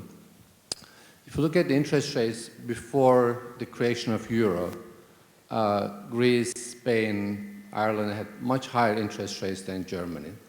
After the creation of Euro, after they joined Euro, their interest rates converged to those of Germany and France, which encouraged, as you said, a lot more risk-taking by banks and et cetera.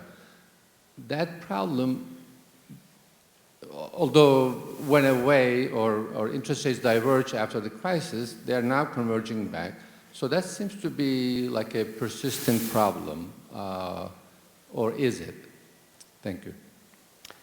Okay, so for the first question in terms of why do we subsidize debt in most countries through our tax system, my own view on this is it's a historical accident. So when they designed corporate tax systems back at the beginning of the 20th century, or whenever, depending on the country, the notion was they thought about a corporation as being like an owner-operated firm, in which case you paid the workers, you paid the suppliers.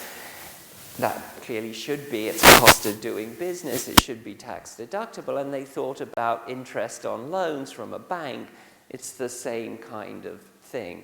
Now, of course, in today's world with modern corporate finance, we see the world quite differently, which is equity and debt are just different financing instruments.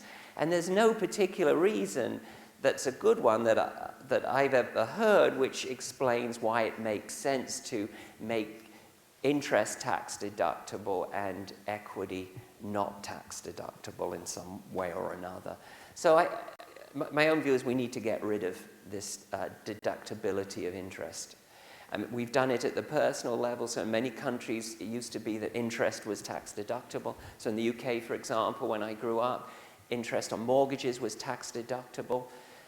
They then phased it out. We need to do the same thing with corporations, in my view, and to stop this distortion and stop subsidizing an instrument which is potentially so damaging. So the convergence. So they haven't gone back to where they were. I think Greek debt was 20 basis points above German Bunds. I think today Greek debt's probably, 10 percentage points above. But it's true that they are narrowing down after the crisis. It gets back to the question we had a few minutes ago about what's happening in this Eurozone. We'll see how they develop over time. Until growth gets going, I think there's an inbuilt problem in the Eurozone. And that's the real issue. How soon will we see growth come back to the Eurozone? And the current environment doesn't seem to be happening. As I say, for Italy, it hasn't grown for 15 years. But this was a country that used to grow very fast. So if you think in the 1970s, Italy actually overtook the UK in terms of GDP per capita. And yet now they're way behind. So one of the big issues is how much of that is the problem of the euro or something else? And one of the reasons we see populism growing in many countries is that the obvious answer is, well, it's the euro. But of course, everybody who's in an elite or denies that that's the case, and then we get these political problems. So I think it depends very much how things play out. Okay, Kabir, quickly in your last, for everybody else, we're going to have a lot of unanswered questions. Actually, Franklin's here. I thank you very much for your presentation.